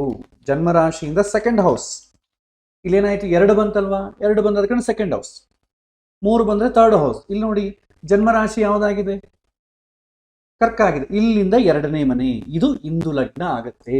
ಸೊ ಇಲ್ಲಿ ನಾನು ಹಾಕ್ತೇನೆ. ಸೊ ಇಂದು ಲಗ್ನ, ಸೊ IL ಅಂತ ಹಾಕ್ತೇನೆ, ಇಲ್ಲ SL ಶ್ರೀಲಗ್ನ. ಈ ಜಾತಕಕ್ಕೆ ಇಂದು ಲಗ್ನ ಬಂದು ಸಿಂಹ. ಇದು ಒಂದು ಪದ್ಧತಿ. ಕೆಲವೊಂದು ಜನ ಇದು ಪರಾಶರ ಪದ್ಧತಿ. ಇದು ಕೆಲವೊಂದು ಜನ ಏನ್ ಮಾಡ್ತಾರೆ, ಜೈಮಿನಿ ಸಿಸ್ಟಮ್ ಅಂತಿದೆ. ಜೈಮಿನಿ ಸಿಸ್ಟಮ್ ಅಲ್ಲಿ ಕೂಡ ಇಂದು ಲಗ್ನವನ್ನು ಕ್ಯಾಲ್ಕುಲೇಟ್ ಮಾಡ್ತಾರೆ. ಯಾಕೆ ಹೇಳ್ತಾ ಇದ್ದೀನಿ ಅಂದ್ರೆ, ಕೆಲವಿನ ಹಾರೋಸ್ಕೋಪ್ಸ್ ಅಲ್ಲಿ, ಅದು ಕೆಲವಿನ ಸಾಫ್ಟ್ವೇರ್ಸ್ ಅಲ್ಲಿ ಕೆಲವಿನ ಜನ ಈ ಜಗನ್ನಾಥ ಹೋರ ಇಂಥ ಕಡೆ ಜೈಮಿನಿ ಲಗ್ನವನ್ನು ತಗೊಳ್ತಾರೆ. ಕೆಲವಿನ ಕ್ಯಾಲ್ಕುಲೇಷನ್ ಮಾಡೋದು ಬುಕ್ಸ್ ಅಲ್ಲಿ ಇರೋದು ಬಂದು ಪರಾಶರ ಮೆಥಡ್ ಇದೆ. ಎರಡಕ್ಕೂ ಡಿಫ್ರೆನ್ಸ್ ಏನೂ ಇಲ್ಲ, ಕ್ಯಾಲ್ಕುಲೇಷನ್ ಮೆಥಡ್ ಸೇಮ್. ಇಲ್ಲಿ ಏನ್ ಮಾಡ್ತೇವೆ, ನವಮಾಧಿಪತಿ, ನಾವು ಜನ್ಮ ಲಗ್ನದಿಂದ ನವಮಾಧಿಪತಿ, ಹಾಗೆ ಜನ್ಮರಾಶಿಯಿಂದ ನವಮಾಧಿಪತಿ ತಗೊಳ್ತೀವಲ್ಲ. ಇನ್ ಕೇಸ್ ನವಮಾಧಿಪತಿ ನವಮ ಸ್ಥಾನ ತಗೊಳ್ಳೋಣ, ಹೌಸ್. ನವಮ ಸ್ಥಾನ ಏನಾದರೂ ಬೇಸಿ ರಾಶಿ ಆದರೆ, ಆಡ್ ಸೈನ್ ಆದರೆ ನೀವು ಕೌಂಟ್ ಹೆಂಗೆ ಮಾಡಬೇಕು ಅಂತಂದರೆ, ಒಂದು ನಿಮಿಷ, ನವಮ ಸ್ಥಾನಾಧಿಪತಿ ಅಲ್ಲ, ಲಗ್ನಾಧಿಪತಿ. ಸೊ ಜನ್ಮರಾಶಿ ಅಥವಾ ಜನ್ಮ ಲಗ್ನ ಆಡ್ ಸೈನ್ ಆದರೆ ಕ್ಲಾಕ್ ವೈಸ್ ಕೌಂಟ್ ಮಾಡಬೇಕು. ಕ್ಲಾಕ್ ವೈಸ್ ನವಮಾಧಿಪತಿ ಯಾರು ಅಂತ ತಿಳಿಬೇಕು. ಅದೇ ಈವೆನ್ ಸೈನ್ ಆದರೆ ಆಂಟಿ ಕ್ಲಾಕ್ ವೈಸ್. ಸೊ ನವಮಾಧಿಪತಿ ಆಂಟಿ ಕ್ಲಾಕ್ ವೈಸ್ ತಗೊಳ್ತೇವೆ. ಎಕ್ಸ್ಪ್ಲೈನ್ ಮಾಡ್ತೀನಿ ನೋಡಿ. ಈಗ ಇಲ್ಲಿ ಜನ್ಮರಾಶಿ ಲಗ್ನ ಯಾವುದು ನೋಡಿ. ಈಗ ಇದರಲ್ಲಿ ಆಡ್ ಯಾವುದು ಈವನ್ ಯಾವುದು ಅಂತ ನೋಡಿದ್ರೆ, ಮೇಷರಾಶಿ ಬಂದು ಆಡ್ ಅನ್ನು ನಾನು ಏನು ಮಾಡ್ತೇನೆ, ಪ್ಲಸ್ ಅಂತ ಹಾಕ್ತೇನೆ. ವೃಷಭ ರಾಶಿ ಬಂದು ಈವೆನ್, ಇದು ಆಡ್, ಈವೆನ್, ಆಡ್. ಹೀಗೆ ನಾವು ನೋಡಿದ್ದೇವೆ, ಸರಿ ಬೇಸಿ ಅಂತ ನೋಡಿದ್ದೇವೆ. ಆಡ್, ಈವೆನ್, ಈ ತರ. ಓಕೆ. ಈಗ ಜನ್ಮ ಲಗ್ನ ಯಾವುದಾಗಿದೆ, ಆಡ್ ಆಗಿದೆ. ಸೊ ಜನ್ಮ ರಾಶಿ ಈವನ್ ಆಗಿದೆ, ಜನ್ಮ ಲಗ್ನ ಈವನ್ ಆಗಿದೆ. ಜನ್ಮ ರಾಶಿ ಯಾವುದಾಗಿದೆ, ಈವನ್ ಆಗಿದೆ. ಈಗ ನಾವು ರೂಲ್ ಏನಿದೆ, ಲಗ್ನದಿಂದ ನವಮಾಧಿಪತಿ ತಗೊಳ್ಬೇಕಲ್ಲ. ಸೊ ಇಲ್ಲಿ ನೋಡಿದ್ರೆ ಜನ್ಮ ಲಗ್ನದಿಂದ ನವಮಾಧಿಪತಿ ನಾವೇನ್ ಮಾಡ್ತೇವೆ, ಕ್ಲಾಕ್ ವೈಸ್ ಹೀಗೆ ತಗೊಳ್ತೇವೆ. 9ನೇ ಮನೆ ಅಧಿಪತಿ ಯಾರು ಅಂತ ಕ್ಲಾಕ್ ವೈಸ್. ಆದ್ರೆ ಇದು ಆಡ್ ಸೈನ್ ಆಗಿದೆ, ಈವನ್ ಸೈನ್ ಆಗಿದೆ. ಈವೆನ್ ಸೈನ್ ಆದ್ರೆ ಏನ್ ಮಾಡ್ಬೇಕು, ಆಂಟಿ ಕ್ಲಾಕ್ ವೈಸ್ ನೋಡ್ಬೇಕು. ಸೊ ಲಗ್ನ ಬಂದು ಈವೆನ್ ಸೈನ್ ಆಗಿದೆ, ಸರಿ ಸಂಖ್ಯೆ ಆಗಿದೆ, ಆದ ಕಾರಣ ಸರಿ ರಾಶಿ ಆದ ಕಾರಣ ಇಲ್ಲಿಂದ 7, 8, 9. ಸೊ ಏನಾಯ್ತು, 9ನೇ ಮನೆಯ ಅಧಿಪತಿ ಯಾರಾದ್ರು, ಗುರು ಆದ. ಸ್ವಲ್ಪ ಚೇಂಜ್ ಮಾಡ್ತಾರೆ. ಲಗ್ನ ಏನಾಯ್ತು, ಲಗ್ನದಿಂದ 9ನೇ ಅಧಿಪತಿ ಗುರು ಆಯಿತು. ನಂತರ ಜನ್ಮರಾಶಿ ಯಾವುದು, ಕರ್ಕ. ಇದು ಕೂಡ ಈವೆನ್ ಸೈನೇ ಆಗಿದೆ, ಆದ ಕಾರಣ ಇದು ಕೂಡ ಆಂಟಿ ಕ್ಲಾಕ್ ವೈಸ್ ನೋಡ್ತೇವೆ. ಒಂದು ವೇಳೆ ಇದನ್ನ ಆಡ್ಸ್ತಾ ಇತ್ತು ಅನ್ಕೊಳ್ಳಿ, ಆವಾಗ ಕ್ಲಾಕ್ ವೈಸ್ ತಗೊಳ್ಳಿ. ಸೊ ಇಲ್ಲಿಂದ ಹೀಗೆ ಕೌಂಟ್ ಮಾಡಿ, ಇಲ್ಲಿಂದ 7, 8, 9. ಸೊ ಇಲ್ಲಿಂದ 9th ಹೌಸ್ ಯಾವ್ದಾಯ್ತು? ವೃಶ್ಚಿಕ ಆಯ್ತು. ಅಧಿಪತಿ ಯಾರು? ಕುಜ. ಕುಜ ಅಂತ ಹಾಕ್ತಾರೆ. ಈಗ ಗುರುಗೆ ಎಷ್ಟು ಪಾಯಿಂಟ್ ಬಂದಿದೆ? ಗುರುಗೂ ಬಂದು 10 ಪಾಯಿಂಟ್. ಕುಜನಿಗೆ ಎಷ್ಟು ಪಾಯಿಂಟ್ ಬಂದಿದೆ? 6 ಪಾಯಿಂಟ್ ಬಂದಿದೆ. 6. ಎರಡನ್ನು ಸೇರಿಸಿ ಎಷ್ಟಾಗ್ತದೆ? 10, 6 ಏನಾಗ್ತದೆ? 16 ಆಗ್ತದೆ. 16ನ್ನ 12 ಡಿವೈಡ್ ಮಾಡಿ. So 12 1s are 12. ಏನಾಯ್ತು? 16ರಲ್ಲಿ -12 ಏನಾಯ್ತು? 4 ಬಂತು. ಸೊ ಜನ್ಮರಾಶಿಯಿಂದ 4ನೇ ಮನೆ ಇಂದು ಲಗ್ನ ಆಗ್ತದೆ. ಸೊ ಏನಾಯ್ತು? ಇಲ್ಲಿ 2ನೇ ಮನೆ ಆಯ್ತು, ಇಲ್ಲಿ 4ನೇ ಮನೆ ಆಯ್ತು. ಸೊ ಜನ್ಮರಾಶಿಯಿಂದ ಈವೆನ್ ಸೈನ್ ಆದ ಕಾರಣ ಆಂಟಿ ಕ್ಲಾಕ್ ವೈಸ್ ಕೌಂಟ್ ಮಾಡಬೇಕು. ಸೊ 1, 2, 3, 4. ಸೊ ನಿಮಗೇನಾಗುತ್ತೆ? ಇಂದು ಲಗ್ನ ಯಾವುದಾಗತ್ತೆ? ನಿಮಗೆ ಮೇಷ ಆಗ್ತದೆ ಆಸ್ ಪರ್ ಜೈಮಿನಿ ಸಿಸ್ಟಮ್. ನೀವು ಮರ್ತೋಗ್ಬೇಡಿ. ನೀವು ಪರಾಶರ ಸಿಸ್ಟಮ್ ಆದ್ರೆ ಫಸ್ಟ್ ಹೇಳಿದಂಗೆ ಜನ್ಮರಾಶಿಯಿಂದ 9ನೇ ಮನೆ, ಜನ್ಮ ಲಗ್ನದಿಂದ 9ನೇ ಮನೆ ಕೌಂಟ್ ಮಾಡಿ, ಎಲ್ಲ ಕ್ಲಾಕ್ ವೈಸೇ ಮಾಡಿ. ಜೈಮಿನಿ ಸಿಸ್ಟಮ್ಗಾನ ಫಾಲೋ ಆದ್ರೆ, ಯಾಕಂದ್ರೆ ಇದು ಜೈಮಿನಿ ಸಿಸ್ಟಮ್ ನಾವು ಹೇಳಿಲ್ಲ, ಆದರೂ ನಿಮಗೆ ಕೆಲವೊಂದು ಸಾಫ್ಟ್ವೇರ್ಸ್ ಅಲ್ಲಿ ಜೈಮಿನಿ ಸಿಸ್ಟಮ್ ಫಾಲೋ ಆಗ್ತದೆ. ನಾವು ಕೈಯಿಂದ ಒಂಥರ ಮಾಡಿರ್ತೀವಿ, ಆ ಸಾಫ್ಟ್ವೇರ್ ನೋಡ್ರಿ ಇನ್ನೊಂಥರ ತೋರಿಸುತ್ತೆ. ಕನ್ಫ್ಯೂಸ್ಡ್ ಆಗಬೇಡಿ. ಎಲ್ಲರೂ ಕೂಡ ಮಾಮೂಲಾಗೆ ಪರಾಶರ ಸಿಸ್ಟಮ್ ಅನ್ನೇ ಬಳಸಿ. ಸ್ವಲ್ಪ ಜನ ಪರಾಶರ ಅಲ್ಲಾಗಿ ಒಂದು ಜೈಮಿನಿ ಎರಡನ್ನು ಮಿಕ್ಸ್ ಮಾಡಿ ಕೂಡ ಮಾಡೋರಿದ್ದಾರೆ. ಆದರೆ ಲಗ್ನದ calculation method same. Only odd ಸೈನಾ ಈವೆನ್ ಸೈನಾ, ಕ್ಲಾಕ್ ವೈಸಾ ಆಂಟಿ ಕ್ಲಾಕ್ ವೈಸಾ, ಇದಿಷ್ಟೇ ಡಿಫ್ರೆನ್ಸು. ನಿಮಗೆ ಕನ್ಫ್ಯೂಸ್ ಆದರೆ ಎಲ್ಲ ಕ್ಲಾಕ್ ವೈಸೇ ತಗೊಳ್ಳಿ. ಜೈಮಿನಿ ಸಿಸ್ಟಮ್ ಬೇಕು. ಒಂದು ವೇಳೆ ಸಾಫ್ಟ್ವೇರ್ ಬೇರೆ ತರ ಬಂತು ಅಂದ್ರೆ ಜೈಮಿನಿ ಸಿಸ್ಟಮ್ ಫಾಲೋ ಆಗ್ತಾ ಇದ್ದಾರೆ, ಕನ್ಫ್ಯೂಸ್ ಮಾಡಿಕೊಳ್ಳಬೇಡಿ. ನೀವು ಕೈಯಿಂದ ಕ್ಯಾಲ್ಕುಲೇಷನ್ ಮಾಡಿಕೊಂಡೆ ನೀವು ಮಾಡಿ. ಇದು ಕ್ಯಾಲ್ಕುಲೇಷನ್ ಮಾಡೋದೇನು ದೊಡ್ಡ ಕಷ್ಟ ಅಲ್ಲ. ಜನ್ಮಲಗ್ನದಿಂದ ನವಮಾಧಿಪತಿಗೆ ಎಷ್ಟು ಪಾಯಿಂಟ್ಸ್ ಬಂದಿದೆ, ಜನ್ಮ ರಾಶಿಯಿಂದ ನವಮಾಧಿಪತಿಗೆ ಎಷ್ಟು ಪಾಯಿಂಟ್ಸ್ ಬಂದಿದೆ, ಅದನ್ನ ಆಡ್ ಮಾಡಿ 12 ಡಿವೈಡ್ ಮಾಡಿ, ರಿಮೈಂಡರ್ ಎಷ್ಟು ನೋಡಿಕೊಳ್ಳಿ, ಜನ್ಮ ರಾಶಿಯಿಂದ ಆ ಸೈನಿಗೆ ಹಾಕಿ. ಇದು ಮುಗಿದೋಯ್ತು. ಇದು ಇಂದು ಲಗ್ನದ ಮೆಥಡ್. ಕ್ಯಾಲ್ಕುಲೇಷನ್ ಬಗ್ಗೆ ಯಾರು ಕನ್ಫ್ಯೂಸ್ ಮಾಡಿಕೊಳ್ಳಬೇಡಿ. ಇನ್ನೊಂದ್ಸಲ ಬೇಕಾದ್ರೆ ಇದನ್ನು ಕೇಳಿ, ರಿಕಾರ್ಡೆಡ್ ಸೆಷನ್ ಕಳಿಸ್ತೀನಿ, ಇನ್ನೊಂದ್ಸಲ ಕೇಳಬೇಕಾದ್ರೆ ನೀವು ಮಾಡ್ಕೋಬಹುದು. 2-3 ಎಕ್ಸಾಂಪಲ್ ಮಾಡಿದ್ರೆ ಬಂದ್ಬಿಡ್ತು. ಈಗ ಇಂದು ಲಗ್ನ ವಿಚಾರಕ್ಕೆ ಬಂದೋಣ. ಸೊ ಮಾಮೂಲಾಗಿ ಸಾಮಾನ್ಯವಾದ ಹಣವನ್ನು ನಾವು ನೋಡಿದ್ರೆ, ಈಗ ಇಂದು ಲಗ್ನ ವಿಚಾರಕ್ಕೆ ಬಂದರೆ ಆವಾಗ ನಾವು ಹೇಗೆ ಮಾಡಬೇಕು ಅಂತಂಬುದನ್ನು ಇವತ್ತಿನ ಕ್ಲಾಸಲ್ಲಿ ನಾವು ಹೇಳೋಣ. ಇಲ್ಲಿ ಇಂದು ಲಗ್ನ ವಿಚಾರಕ್ಕೆ ಬಂದರೆ, ಇಂದು ಲಗ್ನಕ್ಕೆ ಶುಭ ಗ್ರಹಗಳ ಸಂಬಂಧ ಬಂದರೆ ಸರಿಯಾಗಿ ಅರ್ಥ ಮಾಡ್ಕೊಳ್ಳಿ. ನಾವು ಜನ್ಮ ಲಗ್ನ ಅಲ್ಲ, ಅವನ ಜಾತಕದಲ್ಲಿ ಯಾವುದು ಇಂದು ಲಗ್ನ ಆಗ್ತದೋ ಆ ಲಗ್ನದಲ್ಲಿ ಶುಭ ಗ್ರಹಗಳಿರಬೇಕು. ಲಗ್ನವನ್ನು ಶುಭ ಗ್ರಹಗಳ ನೋಡಬೇಕು. ಹೆಚ್ಚಿನ ಶುಭ ಗ್ರಹಗಳಿದ್ದು ಶುಭ ಗ್ರಹಗಳು ನೋಡಿ ಆ ಗ್ರಹಗಳು ಬಲವಾಗಿರಬೇಕು. ಉಚ್ಚ ಸ್ಥಾನದಲ್ಲೋ ಸ್ವಕ್ಷೇತ್ರದಲ್ಲೋ ಇದ್ದು ಶುಭ ಸಂಬಂಧ ಬಂದು ಯಾವ ರೀತಿಯ ಪಾಪ ಸಂಬಂಧವೂ ಬರಲದೇ ಇದ್ದರೆ ಅವನಿಗೆ ಕೋಟೀಶ್ವರ ಯೋಗ ಅಂತ ಇರುತ್ತೆ. ಕೋಟೀಶ್ವರನಾಗ್ತಾನೆ. ಅದು ಉಪಯೋಗಕ್ಕೆ ಬರುತ್ತಾ ಇಲ್ವಾ ಅಂತ ಅಂಬೋದು ಬೇರೆ ಗ್ರಹಗಳಿಂದ ನೋಡ್ತೇವೆ. 3, 6 ಇಂದು ಲಗ್ನದಿಂದ 3, 6, 8, 12ರಲ್ಲಿ ಪಾಪಗ್ರಹಗಳಿತ್ತು ಅಂದ್ಕೊಳ್ಳಿ, ಕೋಟೀಶ್ವರನೇ. ಆದರೂ ಏನು ಉಳಿಯಲ್ಲ. ವಿಜಯ್ ಮಾಲ್ಯ, ನೀರವ್ ಮೋದಿ ಈ ಥರ ನೋಡ್ತಾ ಇದ್ದೀವಲ್ಲ, ಕೋಟೀಶ್ವರರೇ, ನೋ ಡೌಟ್, ಅಫ್ಕೋರ್ಸ್. ಆದರೆ ಕೋಟೀಶ್ವರ ಅಂತ ಹೇಳಿಕೊಳ್ಳಿಕ್ಕೆ ಇರ್ತದೆ, ಬಟ್ ಅವರಿಗೆ ಅದಕ್ಕಿಂತಲೂ ಜಾಸ್ತಿ ಸಾಲ ಇರ್ತದೆ. ಬಟ್ ಡೋಂಟ್ ನೋ ಅವ್ರಿಗೆ ಇದೆಯೋ ಇಲ್ವೋ ನಮಗೆ ಗೊತ್ತಿಲ್ಲ. ಆದರೆ ಒಳಗೆ ಜಾತಕದಲ್ಲಿ ನೋಡಿದ್ರೆ ಇಂದು ಲಗ್ನದಲ್ಲಿ ಶುಭ ಗ್ರಹಗಳಿದ್ದು ಸಂಬಂಧ ಅಂದ್ರೆ ಅದೇ ಶುಭ ಗ್ರಹಗಳು ನೋಡಿ ಯಾವ ಥರದ ಪಾಪಗ್ರಹಗಳ ಸಂಬಂಧ ಇಲ್ಲದೆ ಆ ಇರುವಂತಹ ಗ್ರಹಗಳು ಉಚ್ಚ ಸ್ಥಾನದಲ್ಲೋ ಸ್ವಕ್ಷೇತ್ರದಲ್ಲೋ ಆಗಿರ್ಬೇಕು, ನೀಚ ಆಗಿರಬಾರ್ದು. ಬಲವಾಗಿದ್ದರೆ ಆ ಬಲವಾದಂತಹ ಶುಭ ಗ್ರಹಗಳು ಇಂದು ಲಗ್ನದಲ್ಲಿದ್ದು ಶುಭ ಸಂಬಂಧ ಹೊಂದಿದ್ದರೆ, ಪಾಪ ಸಂಬಂಧ ಇಲ್ಲದೇ ಇದ್ದರೆ ಅವನು ಕರೋಡ್ಪತಿ. ಅದು ಕರೆನ್ಸಿ ಮೂಲಕ ಆಗ್ಬೋದು, ಯಾವ ರೂಪದಲ್ಲಿ ಆಗ್ಬೋದು, ಅವನ ಕೋಟೀಶ್ವರ ಅಂತ. ಮತ್ತೆ 2ನೇ ಸೂತ್ರ, ಬಲವಾದಂತಹ ಪಾಪಗ್ರಹಗಳು ಇಂದು ಲಗ್ನದಲ್ಲಿದ್ದರೆ ಅವಾಗ ಏನ್ ಮಾಡ್ಬೇಕು? ಶುಭ ಗ್ರಹಗಳಿದ್ರೇನೋ ಕೋಟೀಶ್ವರ, ಪಾಪಗ್ರಹಗಳಿದ್ರೆ ಅವನು ಸಾಮಾನ್ಯ ಶ್ರೀಮಂತ. ಒಂದು 10 ಜನ ಶ್ರೀಮಂತರಲ್ಲ ಅವನೊಬ್ಬನು. ಅಷ್ಟೇ ಆಗಲಿ ತುಂಬಾ ಶ್ರೀಮಂತಿಗೆ ಇದೆ ಅಂತ ಹೇಳ್ಕೊಳಿಕ್ಕಾಗಲ್ಲ. ಈಗ ಒಂದು ಸಣ್ಣ ಹಳ್ಳಿ ಇದೆ. ಆ ಹಳ್ಳಿಯಲ್ಲಿ ಕೋಟೀಶ್ವರ ಅಂತಂದ್ರೆ ಕೋಟಿಯನ್ನು ಕೌಂಟ್ ಮಾಡ್ಲಿಕ್ಕೆ ಹೋಗ್ಬೇಡಿ, ಎಲ್ಲರಿಗಿಂತಲೂ ಹೆಚ್ಚಿಗೆ ಹಣ ಇರೋನು ಅಂತ ಅರ್ಥ. ನಾವು ವಿದೇಶದಲ್ಲಿ ಹೋದ್ರೆ ಕೋಟೀಶ್ವರ ಅನ್ನಲ್ಲ, ಮಿಲಿನಿಯರ್ ಬಿಲಿನಿಯರ್ ಅಂತೀವಿ. ಯಾಕಂದ್ರೆ ಅವರ ಕರೆನ್ಸಿಯಲ್ಲಿ ಹೈಯೆಸ್ಟ್ ಯಾವುದೋ ಅದನ್ನು ಬಳಸ್ತೇವೆ. ಭಾರತದಲ್ಲಿ ನಮ್ಮ ಕರೆನ್ಸಿಯಲ್ಲಿ ಹೈಯೆಸ್ಟ್ ಪ್ರಮಾಣ ಯಾವುದು? ಕೋಟಿ. ಅದಕ್ಕೆ ಮೇಲೆ ಇನ್ನೇನಿಲ್ಲ.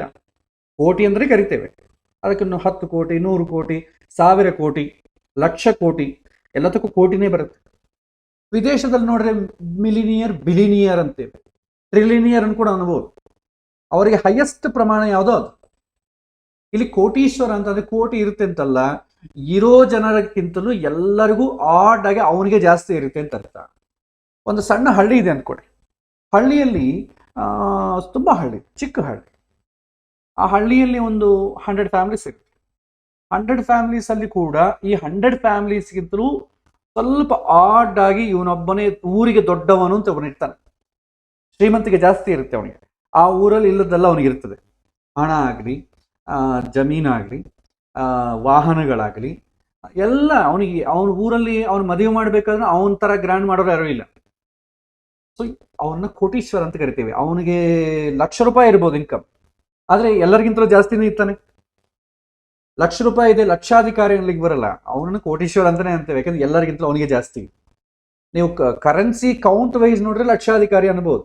ಇಲ್ಲಿ ಕೋಟೀಶ್ವರ ಯೋಗ ಅಂತಂದ್ರೆ ಹೆಚ್ಚಿನ ಹಣ ಉಳ್ಳವನು ಅಂತ ಅರ್ಥ. ಅದೇ ಪ್ರಪಂಚದಲ್ಲಿ ಎಷ್ಟೋ ಜನಕ್ಕೆ ಹಣ ಇದೆ, ಅದರಲ್ಲಿ ಕೋಟೀಶ್ವರ ಯಾವುದು ಅಂತಂದ್ರೆ ಆವಾಗ ಅವನಿಗೆ ಈ ಯೋಗ ಇತ್ತು ಅಂದ್ಕೊಳ್ಳಿ, ಅವನು ಅದರಲ್ಲಿ ಕೋಟೀಶ್ವರ. ಪ್ರಪಂಚದಲ್ಲಿ ತಗೊಂಡ್ರೆ ಅವನೇ ದೊಡ್ಡವನು.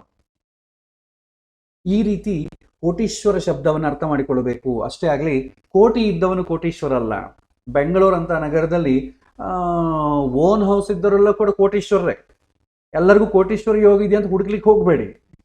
ಅದು ಯಾಕಂದ್ರೆ ಎಲ್ಲರಿಗಿಂತಲೂ ಜಾಸ್ತಿ ಹಣ ಇರೋನು ಅಂತ ಅರ್ಥ. ಅವನಿಗೆ ಮೇಲಿನ ಕಾಂಬಿನೇಷನ್ ಇರೋದೇ ಇಲ್ಲ, ಆದರೆ ಅವನಿಗೆ 3 ಕೋಟಿ ಪ್ರಾಪರ್ಟಿ ಇರುತ್ತೆ. 3 ಕೋಟಿ ಪ್ರಾಪರ್ಟಿ, ಅದಕ್ಕಿಂತಲೂ ಜಾಸ್ತಿ ಇದ್ದವ್ರು ಬಹಳ ಜನ ಇರ್ತಾರೆ. ಹಾಗಾಗಿ ಆ ನಂಬರನ್ನು ಕೌಂಟ್ ಮಾಡ್ಲಿಕ್ಕೆ ಹೋಗಬೇಡಿ. ಬೆಂಗಳೂರು ಅಂತ ನಗರದಲ್ಲಿ ಜಯನಗರ, ವಿಜಯನಗರ, JP ನಗರ ಇಂತಹ ಕಾಸ್ಟ್ಲಿ ಪಾಸ್ಟ್ ಏರಿಯಾಗಳಲ್ಲಿ ಕೋಟೀಶ್ವರರು ಬೇಕಾದಷ್ಟು ಜನ. ಪ್ರತಿಯೊಬ್ಬ ಓನ್ ಹೌಸ್ ಇದ್ದವನು ಕೋಟೀಶ್ವರನೇ. ಅವನಿಗೆಲ್ಲ ಈ ಕಾಂಬಿನೇಷನ್ ಹುಡುಕಿದ್ರೆ ಕಷ್ಟ. ಕಾನ್ಸೆಪ್ಟ್ ಅರ್ಥ ಮಾಡ್ಕೋಬೇಕು. ಶಾಸ್ತ್ರದಲ್ಲಿ ಕೋಟಿ ಅಂತ ಅಂಬೋದೇನಿದೆ ಈಗ ಬಂದಿದೆ. ಆ ಹಿಂದಿನ ಕಾಲದಲ್ಲಿ ಇದಕ್ಕಿಂತ ಜಾಸ್ತಿ ಬೇರೆ ಪ್ರಮಾಣಗಳಿತ್ತು. ಓಕೆ, ಇಲ್ಲಿ ಸಾಮಾನ್ಯ ಪಾಪಗ್ರಹಗಳೇನಾದರೂ ಹಿಂದೂ ಲಗ್ನದಲ್ಲಿದ್ರೆ ಅವನು ದಶಾಕಾರ್ಯ ಯಾವಾಗ ಕೋಟೀಶ್ವರ ಆಗ್ತಾನೆ ಅಂದ್ರೆ ಅವನು ದಶಾಕಾಲದಲ್ಲಿ ಬಲವಾದಂತಹ ಗ್ರಹ ಶುಭಗ್ರಹ ಆಗಿ ಹಿಂದೂ ಲಗ್ನದಲ್ಲಿದ್ರೆ, ಆ ಹಿಂದೂ ಲಗ್ನ ಕೂಡ ಶುಭ ಕ್ಷೇತ್ರವಾಗಿದ್ರೆ, ಪಾಪಗ್ರಹಗಳ ಸಂಬಂಧ ಇಲ್ಲದೆ ಇದ್ರೆ, ಎಲ್ಲ ಶುಭ ಸಂಬಂಧವೇ ಇದ್ರೆ, ಅವನ ಗ್ರಹದ ದಶಾಕಾಲದಲ್ಲಿ ಕೋಟೀಶ್ವರನಾಗ್ತಾನೆ. ಯಾವಾಗಿಂದ ಹುಡ್ತಾನೆ ಕೋಟೀಶ್ವರ ಆಗ್ಬೇಕು ಅಂತಿಲ್ಲ. ಅವನೊಂದ್ಸಲ 80 ವರ್ಷಕ್ಕೂ ಕೋಟೀಶ್ವರನಾಗ್ಬೋದು. ಯಾಕಂದ್ರೆ ಕೋರ್ಟಲ್ಲಿ ಕೇಸ್ ಇರುತ್ತೆ, ಯಾವಾಗೂ ಅದು ಇದಾಗ್ತದೆ. ಅದಾದ್ಮೇಲೆ ಕೋಟೀಶ್ವರನಾಗ್ತದೆ. ಏಜಿಗೆ ಸಂಬಂಧ ಇಲ್ಲ, ಆ ದಶಾಕಾಲದಲ್ಲಿ ಬರುತ್ತೆ. ಅದೇ ರೀತಿ ಪಾಪಗ್ರಹಗಳೇನಾದರೂ ಬಲವಾದಂಥ ಪಾಪಗ್ರಹ ಹಿಂದೂ ಲಗ್ನದಲ್ಲಿದ್ದರೆ ಆ ದಶಾಕಾಲದಲ್ಲಿ ಸಾಮಾನ್ಯ ಹಣವನ್ನುಂಟು ಮಾಡ್ತದೆ. ಸಾಮಾನ್ಯ ಹಣ ಅಂತಂದ್ರೆ ಒಂದು 10 ಜನ ಅವರು ಶ್ರೀಮಂತರೇ. ಯಾಕಂದ್ರೆ ನಾವು ಲಗ್ನದಿಂದ ನೋಡ್ತಾ ಇಲ್ಲ, ಹಿಂದೂ ಲಗ್ನದಿಂದ ನೋಡ್ತಾ ಇದ್ದೇವೆ. ನಮ್ಮ ಪ್ರಶ್ನೆ ಏನು? ಹೆಚ್ಚಿನ ಶ್ರೀಮಂತಿಗೆ ಇದೆ ಅಂತ ಅಂಬೋ ಪ್ರಶ್ನೆ. ಹೆಚ್ಚಿನ ಶ್ರೀಮಂತಿಗೆ ಇಲ್ಲದೆ ಸಾಮಾನ್ಯವಾದ ಶ್ರೀಮಂತಿಗೆ ಇರುತ್ತೆ ಅಂತ. ಸೊ ಹಿಂದೂ ಲಗ್ನದಲ್ಲಿ ಬಲವಾದಂಥ ಪಾಪಗ್ರಹ ಇದ್ರೆ ಸಾಮಾನ್ಯ ಶ್ರೀಮಂತನಾಗ್ತಾನೆ. ಅಟ್ಲೀಸ್ಟ್ ಒಂದು ಶುಭಗ್ರಹ ಆದರೂ ಹಿಂದೂ ಲಗ್ನದಲ್ಲಿದ್ದು ಅದನ್ನು ಶುಭಗ್ರಹಗಳನ್ನು ನೋಡಿದರೆ ಅವುಗಳ ದಶಾಕಾಲದಲ್ಲಿ ಶ್ರೀಮಂತಿಗೆ ಬರುತ್ತೆ. ಒಂದು ವೇಳೆ ಆ ಪಾಪಗ್ರಹ ಕೂಡ ನೋಡ್ತಾ ಇದೆ ಅಂತ ಅಂದ್ಕೊಳ್ಳಿ, ಅಟ್ಲೀಸ್ಟ್ ಒಂದು ಶುಭಗ್ರಹ ಇರಬೇಕು. ಬೇರೆ ಪಾಪಗ್ರಹ ಸಂಬಂಧ ಸ್ವಲ್ಪ ಇದ್ರೂ ಕೂಡ ಅವನಿಗೆ ಶ್ರೀಮಂತಿಗೆ ಬರುತ್ತೆ. ಎಲ್ಲರಿಗಿಂತಲೂ ಶ್ರೀಮಂತಿಗೆ ಆಗ್ತಾನೆ ಅಂತಲ್ಲ, ಶ್ರೀಮಂತಿಗೆ ಬೇರೆಯವ್ರ ಜೊತೆ ಇವನು ಬೇರೆಯವ್ರ ಥರನೇ ಇವನೊಬ್ಬ ಶ್ರೀಮಂತ, ಆ ಥರ ಇರುತ್ತೆ. ಪಾಪಗ್ರಹ ಸಂಬಂಧ ಇಲ್ಲದೇ ಇದ್ರೆ ಎಲ್ಲರಿಗಿಂತಲೂ ದೊಡ್ಡ ಶ್ರೀಮಂತನಾಗ್ತಾನೆ. ಇದು ರೂಲ್ ತಿಳಿದಿಟ್ಕೊಳ್ಳಿ. ಆಮೇಲೆ ಬಲವಾದಂತಹ ಪಾಪಗ್ರಹ ಹಿಂದೂ ಲಗ್ನದಲ್ಲಿದ್ದು ಶುಭಗ್ರಹಗಳ ಸಂಬಂಧ ಇಲ್ಲದೇ ಇದ್ದರೆ ಸಾಮಾನ್ಯ ಹಣವುಳ್ಳವನಾಗ್ತಾನೆ. ಅಂದ್ರೆ ಆ ಊರಲ್ಲಿ 100 ಜನ ಶ್ರೀಮಂತರಲ್ಲಿ ಇವನು ಒಬ್ಬ ಶ್ರೀಮಂತ, ದುಡ್ಡು ಇರುತ್ತೆ. ಇವನು ಕೂಡ ಅವರೆಲ್ಲ ಯಾವ ತರ ಸುಖ ಪಡ್ತಾರೋ ಇವನು ಅದೇ ರೀತಿ ಸುಖ ಪಡ್ತಾನೆ. ಆಮೇಲೆ ಗೋಚಾರದಲ್ಲಿ ನಮಗೆ ಇಂದು ಲಗ್ನ ಜಾತಕದಲ್ಲಿ ಯಾವುದು ಬಂದಿದೆಯೋ ಆ ಇಂದು ಲಗ್ನಕ್ಕೆ ಕೇಂದ್ರ ಸ್ಥಾನಗಳು 4, 7, 10. ಈ ಕೇಂದ್ರ ಸ್ಥಾನಗಳಲ್ಲಿ ಗೋಚಾರದಲ್ಲಿ ಗುರು ಸಂಚಾರ ಆದರೆ ಅಥವಾ ಶುಭ ಗ್ರಹಗಳ ಸಂಚಾರ ಆದರೆ ಶ್ರೀಮಂತಿಗೆಯನ್ನು ಪಡಿತಾನೆ. ಸೊ ಇಂದು ಲಗ್ನ ಯಾವುದಾಗತ್ತೋ ಅಲ್ಲಿಂದ 4, 7, 10 ಕೇಂದ್ರ ಸ್ಥಾನಗಳು ಲಗ್ನ ಕೊಡು ತಗೊಳ್ಳಿ. ಆ ಸ್ಥಾನಗಳ ಯಾವ್ದು ರಾಶಿಗಳಾಗುತ್ತೋ ಆ ರಾಶಿಗಳಲ್ಲಿ ಗೋಚಾರದಲ್ಲಿ ಏನಾದರೂ ಗುರು ಸಂಚಾರ ಆದರೆ ಆವಾಗ ಕೂಡ ಶ್ರೀಮಂತಿಗೆ ಬರುತ್ತೆ. ಮತ್ತೆ ಇಂದು ಲಗ್ನಕ್ಕೆ 3, 6, 8, 12 ಸ್ಥಾನಗಳಲ್ಲಿ ಗ್ರಹಗಳಿದ್ದರೆ ಅಂದರೆ ಹೆಚ್ಚಿನ ಗ್ರಹಗಳಿದ್ದರೆ ಅವುಗಳ ದಶಾಕಾಲದಲ್ಲಿ ಶ್ರೀಮಂತಿಗೆ ನಷ್ಟವಾಗ್ತದೆ. ಶ್ರೀಮಂತಿಗೆ ಬರೋದು ಮುಖ್ಯ ಅಲ್ಲ, ಒಂದು ಆ ಶ್ರೀಮಂತಿಗೆ ಉಳಿಬೇಕು. ಇವತ್ತು ಬರುತ್ತೆ ನಾಳೆ ಹೋಗುತ್ತೆ, ಅದು ಪ್ರಯೋಜನ ಇಲ್ಲ. ಸೊ ಮೇಲೆ ಹೇಳಿದ ಕಾಂಬಿನೇಷನ್ಸ್ ಎಲ್ಲ ಇದ್ದು ಅಟ್ ದ ಸೇಮ್ ಟೈಮ್ ಅವನು ಕೋಟೀಶ್ವರ ಶ್ರೀಮಂತಿಗೆ ಅದನ್ನು ಹಾಗೆ ಮೇಂಟೈನ್ ಮಾಡಬೇಕಾದ್ರೆ ಅದೇ ಸಮಯದಲ್ಲಿ ಅವರ ಜಾತಕದಲ್ಲಿ 3, 6, 8, 12ರಲ್ಲಿ ಗ್ರಹಗಳಿರಬಾರ್ದು. ಯಾಕೆಂದ್ರೆ 3, 6, 8, 12 ಮನೆಗಳ ಗ್ರಹಗಳಿದ್ರೆ ಏನಾಗ್ತದೆ, ಅವುಗಳ ದಶಾಕಾಲದಲ್ಲಿ ಆ ಸ್ಥಾನಗಳೇನಿದೆಯೋ ಅದು ಜಾಸ್ತಿ ಆಗ್ತದೆ. 3ನೇ ಮನೆ ಅಹಂಕಾರ ಜಾಸ್ತಿ ಆಗ್ತದೆ. ಅಹಂಕಾರ ಬಹಳ ಜನ ನಾವು ನೋಡಿದ್ದೀವಲ್ಲ, ಅವ್ರೇನ್ ಮಾಡ್ತಾರೆ, ತುಂಬಾ ಅಹಂಕಾರ, ನಾನೇ ದೊಡ್ಡವನು ಅಂತ ಹೇಳ್ಕೊಳ್ಬೇಕಂತ ಊರಲ್ಲಿ ಕೊಡಬಾರ್ದು ಎಲ್ಲ ದಾನಗಳು ಡೊನೇಷನ್ಸ್ ಕೊಟ್ಟು ಭಿಕ್ಷಗಾರ ಆಗ್ತಾನೆ. ಆಮೇಲೆ 6ನೇ ಮನೆಗೆ ಗ್ರಹಗಳಿಗೆ ತಂದ್ಕೊಡಿ, ಅವುಗಳ ದಶಾಕಾಲದಲ್ಲಿ ಏನಾಗುತ್ತೆ, ರೋಗಗಳು, ಶತ್ರುನಾಶ, ಬರೀ ಜೂದ ಇದೆ ಆಡಿ ನಾಶ ಮಾಡ್ತಾನೆ. 8ನೇ ಮನೆಗೆ ಯಾವುದಾದ್ರೂ ಗ್ರಹ ಇತ್ತು ಅಂದ್ಕೊಳ್ಳಿ, ಆ ಗ್ರಹಗಳ ದಶಾಕಾಲದಲ್ಲಿ ಏನಾಗ್ತದೆ, ಎಲ್ಲ ನಷ್ಟ ಆಯ್ತು. ಏನೋ ಬಿಸ್ನೆಸ್ ಅಲ್ಲಿ ಇಟ್ಟ ಹೋಯ್ತು, ದುಡ್ಡು ಬೇಕಾದಷ್ಟಿದೆ, ಆದ್ರೆ ಆಗ ಆಲೋಚನೆ ಮಾಡದೆ ಅಲ್ಲಿ ಬಿಸ್ನೆಸ್ ಸಿಕ್ತಾ ಇಲ್ಲಿ ಬಿಸ್ನೆಸ್ ಸಿಕ್ತಾ ಎಲ್ಲ ಹೋಗ್ತದೆ. 12ನೇ ಮನೆಗೆ ಏನಾದ್ರೂ ಗ್ರಹಗಳಿದ್ರೆ ಅವುಗಳ ದಶಾಕಾರದಲ್ಲಿ ಏನಾಗುತ್ತೆ, ವ್ಯಸನಗಳಿಗೆ ಖರ್ಚು ಮಾಡ್ತಾನೆ. ಉಪಗ್ರಹಗಳಿಗೆ ತಂದ್ಕೊಳ್ಳಿ, ಧಾರ್ಮಿಕ ಕಾರ್ಯಕ್ಕೆ ಎಲ್ಲ ಮಠ ಗುಡಿಗಳಿಗೆ ಬರ್ಕೊಟ್ಬಿಡ್ತಾನೆ. ಅದೇ ಪಾಪಗ್ರಹಗಳಿಗೆ ತಂದ್ಕೊಳ್ಳಿ, ಎಲ್ಲ ಕೆಟ್ಟ ಚಟಗಳಿಗೆ, ಸ್ತ್ರೀಯರಿಗೆ, ಮದ್ಯಪಾನ ಇದೆಲ್ಲಕ್ಕೆಲ್ಲ ಖರ್ಚು ಮಾಡ್ತಾರೆ. ಹಾಗಾಗಿ 3, 6, 8, 12ರಲ್ಲಿ ಗ್ರಹಗಳಿಲ್ಲದೆ ನೋಡ್ಕೊಡ್ಬೇಕು. ದುಡ್ಡು ಇರೋದು ಎಷ್ಟು ಮುಖ್ಯವೋ ಉಳಿಸಿಕೊಳ್ಳೋದು ಅಷ್ಟು ಮುಖ್ಯ. ಅದಕ್ಕೆ ಏನ್ ಹೇಳ್ತೇವೆ, 9ನೇ ಮನೆ ಸಂಬಂಧ ಬಂದರೆ ದುಡ್ಡು ಸೇವ್ ಮಾಡ್ಲಿಕ್ಕೆ ಆಗ್ತದೆ. 3, 6, 8, 12 ಮನೆಯಲ್ಲ ಗ್ರಹಗಳಿದ್ದು ಆ ಗ್ರಹಗಳ ದಶಾಕಾಲದಲ್ಲಿ ಎಷ್ಟು ದುಡ್ಡಿದ್ರು ಆ ದುಡ್ಡು ಖರ್ಚಾಗ್ತಾ ಇರುತ್ತೆ. ದುಡ್ಡು ಖರ್ಚು ಮಾಡ್ತಾ ಇದ್ರೆ ಹೋಗ್ತಾ ಇರುತ್ತೆ. ಬಟ್ ಇನ್ಕಮ್ ಇದೆ, ಖರ್ಚು ಇದೆ ಅಂತಂದ್ರೆ ಸೇವಿಂಗ್ಸ್ ನಿಮಗೆ ಗೊತ್ತಾಗಲ್ಲ. ಆದ್ರೆ ಇನ್ಕಮ್ ಬರೋದು ಮುಖ್ಯ ಅಲ್ಲ. ಅಯ್ಯೋ ಹೋಗ್ತಾ ಇದಲ್ವಾ, ಲಾಸ್ ಆಗ್ತಾ ಇದಲ್ವಾ, ಅಯ್ಯೋ 10 ಕೋಟಿ ಲಾಸ್ ಆಯ್ತಲ್ವಾ, 100 ಕೋಟಿ ರೂಪಾಯಿ ಬಂದರೂ ಕೂಡ 10 ಕೋಟಿ ಲಾಸ್ ಆಯ್ತಂದ, ಅಯ್ಯೋ ಇದು ಕೂಡ ಇದ್ದಿದ್ರೆ 110 ಕೋಟಿ ಆಗ್ತಿತ್ತಲ್ಲ, ಟೆನ್ಷನ್ ಹೋಗಲ್ಲ. ಅದಕ್ಕಾಗಿ 3, 6, 8, 12 ಮನೆಯಲ್ಲಿ ಶುಭಗ್ರಹಗಳಾಗ್ಲಿ ಪಾಪಗ್ರಹಗಳಾಗ್ಲಿ ಇಲ್ಲದೆ ನೋಡಿಕೊಳ್ಳಿ. ಶುಭಗ್ರಹಗಳಿದ್ರೆ ಒಳ್ಳೆ ವಿಚಾರ ಖರ್ಚಾಗ್ತದೆ, ಪಾಪಗ್ರಹಗಳಿದ್ರೆ ಕೆಟ್ಟ ವಿಚಾರ ಖರ್ಚಾಗ್ತದೆ. 6ನೇ ಮನೆ ಗುರು ಇದ್ದಂತ ಅಂದ್ಕೊಳ್ಳಿ, ಪಾಪ ಒಳ್ಳೆ ಮನುಷ್ಯರಿಗೆ, ಒಂದು ಧಾರ್ಮಿಕ ಕ್ಷೇತ್ರಕ್ಕೆ, ಒಂದು ದೇವಸ್ಥಾನಕ್ಕೆ, ವಿದ್ಯಾಪೀಠಕ್ಕೆ ಸಾಲ ಕೊಡ್ತಾನೆ. ಕೊಟ್ಬಿಟ್ಟಂದ್ರೆ ಬರಲ್ಲ, ಅದು ಖರ್ಚಾಯ್ತಲ್ವಾ. ಅದು ಇವನಿಗೆ ಬೇಕಾದಾಗ ಬರ್ತದೋ ಇಲ್ಲ ಗೊತ್ತಿಲ್ಲ. ಪಾಪ ಜೆನ್ಯೂನ್ ರೀಸನ್ಗೆ ಕೊಟ್ಟಿದ್ದಾನೆ, ದುಡ್ಡು ಬರಲ್ಲ, ಮತ್ತೆ ಪರದಾಡ್ತಾ ಇರ್ತಾರೆ. ಅದೇ 8ನೇ ಮನೆಗೆ ಶುಭಗ್ರಹ ಇದ್ರೆ ಪಾಪ ಒಳ್ಳೆ ಕೆಲಸ ಮಾಡ್ಬೇಕು ಅಂತ ಬಿಸ್ನೆಸ್ ಹಾಕಿದ, ಹೋಯ್ತು. 12ನೇ ಮನೆಗೆ ಶುಭಗ್ರಹ ಇದ್ರೆ ಆ ದಶಾಕಾಲದಲ್ಲಿ ಏನಾಗ್ತದೆ, ಖರ್ಚು ಮಾಡ್ತಾನೆ. ಅದು ಮಾಡಿಸಿದೆ, ದೇವರಿಗೆ ಇವತ್ತು ಸೋಮಯಾಗ ಮಾಡಿಸಿದೆ, ಇನ್ನೊಂದು ಯಾಗ ಮಾಡಿಸಿದೆ, ದೇವರು ಫಲ ಕೊಡ್ತಾನೆ, ಇನ್ನ ದುಡ್ಡು ಜಾಸ್ತಿ ಮಾಡ್ತಾನೆ, ಮಾಡಿಸಿದ, ಒಳ್ಳೆ ಕಾರ್ಯವೇ ಮಾಡಿಸಿದ, ಆದ್ರೆ ಅಲ್ಲಿ ಖರ್ಚಾಯ್ತು.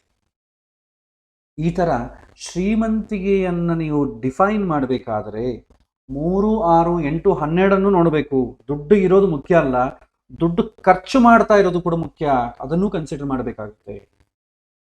ಮತ್ತೆ ನೀಚ ಹೊಂದಿದ ಗ್ರಹಗಳೇನಾದ್ರೂ ಇಂದು ಲಗ್ನದಲ್ಲಿದ್ರೆ ಅಥವಾ ನೋಡಿದರೆ ಮತ್ತೆ ಅವನು ಸಾಮಾನ್ಯ ಹಣ ಉಳ್ಳವನಾಗ್ತಾನೆ. ಸಾಮಾನ್ಯ ಧನಯೋಗ ಅಂದ್ರೆ 100 ಜನದಲ್ಲಿ ಇವನು ಒಬ್ಬನಾಗ್ತಾನೆ. ಆಮೇಲೆ ಎಷ್ಟು ಶ್ರೀಮಂತಿಗೆ ಬರ್ತದೆಯೋ, ಎಷ್ಟು ಶ್ರೀಮಂತಿಗೆ ಬರುತ್ತೆ ಎನ್ನುವಂಥ ವಿಚಾರ ಇಂದು ಲಗ್ನದಿಂದ 2ನೇ ಮನೆ 11ನೇ ಮನೆ ನೋಡಬೇಕು. ಈ 2ನೇ ಮನೆ 11ನೇ ಮನೆ ಎಷ್ಟು ಬಲವಾಗಿರುತ್ತೋ ಅಷ್ಟು ಶ್ರೀಮಂತಿಗೆ ಬರುತ್ತೆ. ಒಂದೊಂದ್ಸಲ ಏನಾಗುತ್ತೆ, 2ನೇ ಮನೆ ಒಂದು ಶುಭಗ್ರಹ ಇರುತ್ತೆ, ಅದಾದ್ಮೇಲೆ ನೆಕ್ಸ್ಟು ಉಚ್ಚ ಸ್ಥಾನದಲ್ಲಿರೋ ಶುಭಗ್ರಹ ಆಗ್ತದೆ, ಅದು ಶುಭ ಕ್ಷೇತ್ರವೇ ಆಗ್ತದೆ. ಈ ತರ ನಾವು ಒಂದೊಂದು ಕ್ವಾಲಿಟಿ ಆಡ್ ಮಾಡ್ಕೊಂತ ಹೋದ್ರೆ ಎಷ್ಟು ಜಾಸ್ತಿ ಬರ್ತೀಯೋ ಅಷ್ಟು ಶ್ರೀಮಂತಿಗೆ ಆಗ್ತದೆ. ಅದಕ್ಕೆ ಇಂದು ಲಗ್ನದಿಂದ 2ನೇ ಮನೆ 11ನೇ ಮನೆ ಬಲವನ್ನು ನೋಡಿ ನೀವು ಎಷ್ಟು ಶ್ರೀಮಂತಿಗೆ ಇದೆ ತಿಳಿಬೇಕು. ಇನ್ನು ನಿಮಗೆ ಇದನ್ನು ಈಸಿ ಮೆಥಡ್ ಆದರೆ ಸರ್ವಾಷ್ಟಕ ವರ್ಗದಲ್ಲಿ ಇಂದು ಲಗ್ನದಿಂದ 2ನೇ ಮನೆ 11ನೇ ಮನೆಗೆ ಎಷ್ಟು ಪಾಯಿಂಟ್ಸ್ ಬರ್ತಾ ಇದೆ ನೋಡ್ಕೊಳ್ಳಿ. 40 45 ಬಂತ ಅನ್ಕೊಳ್ಳಿ, ಅತಿಯಾಧಿಕ ಶ್ರೀಮಂತಿಗೆ ಪರ್ಸೆಂಟೇಜ್ ಹಾಕ್ಬೋದು ಬೇಕಾದ್ರೆ. ಅಥವಾ ಒಂದು 30ರಿಂದ 35 ಬಂತ ಅಂದ್ಕೊಳ್ಳಿ, ಪರವಾಗಿಲ್ಲ, ಶ್ರೀಮಂತಿಗೆ ಇದೆ. 20 ಇದೆ, ಶ್ರೀಮಂತಿಗೆ ಇದೆ. ತುಂಬಾ ಕಡಿಮೆ ಇದೆ, ಸಾಮಾನ್ಯ ಶ್ರೀಮಂತಿಗೆ ಆಗ್ತಾನೆ. ಸೊ ಎಷ್ಟು ಶ್ರೀಮಂತ ಆಗ್ತಾನೆ ಅಂತಂಬೋದು ಇಂದು ಲಗ್ನದಿಂದ ದ್ವಿತೀಯ ಏಕಾದಶಾಧಿಪತಿಗಳಿಗೆ ಎಷ್ಟು ಪಾಯಿಂಟ್ಸ್ ಬರ್ತಾ ಇದೆ ನೋಡ್ಕೊಳ್ಳಿ. ಸರ್ವಾಷ್ಟಕ ವರ್ಗದಲ್ಲಿ ಅಷ್ಟು ಬರ್ತದೆ.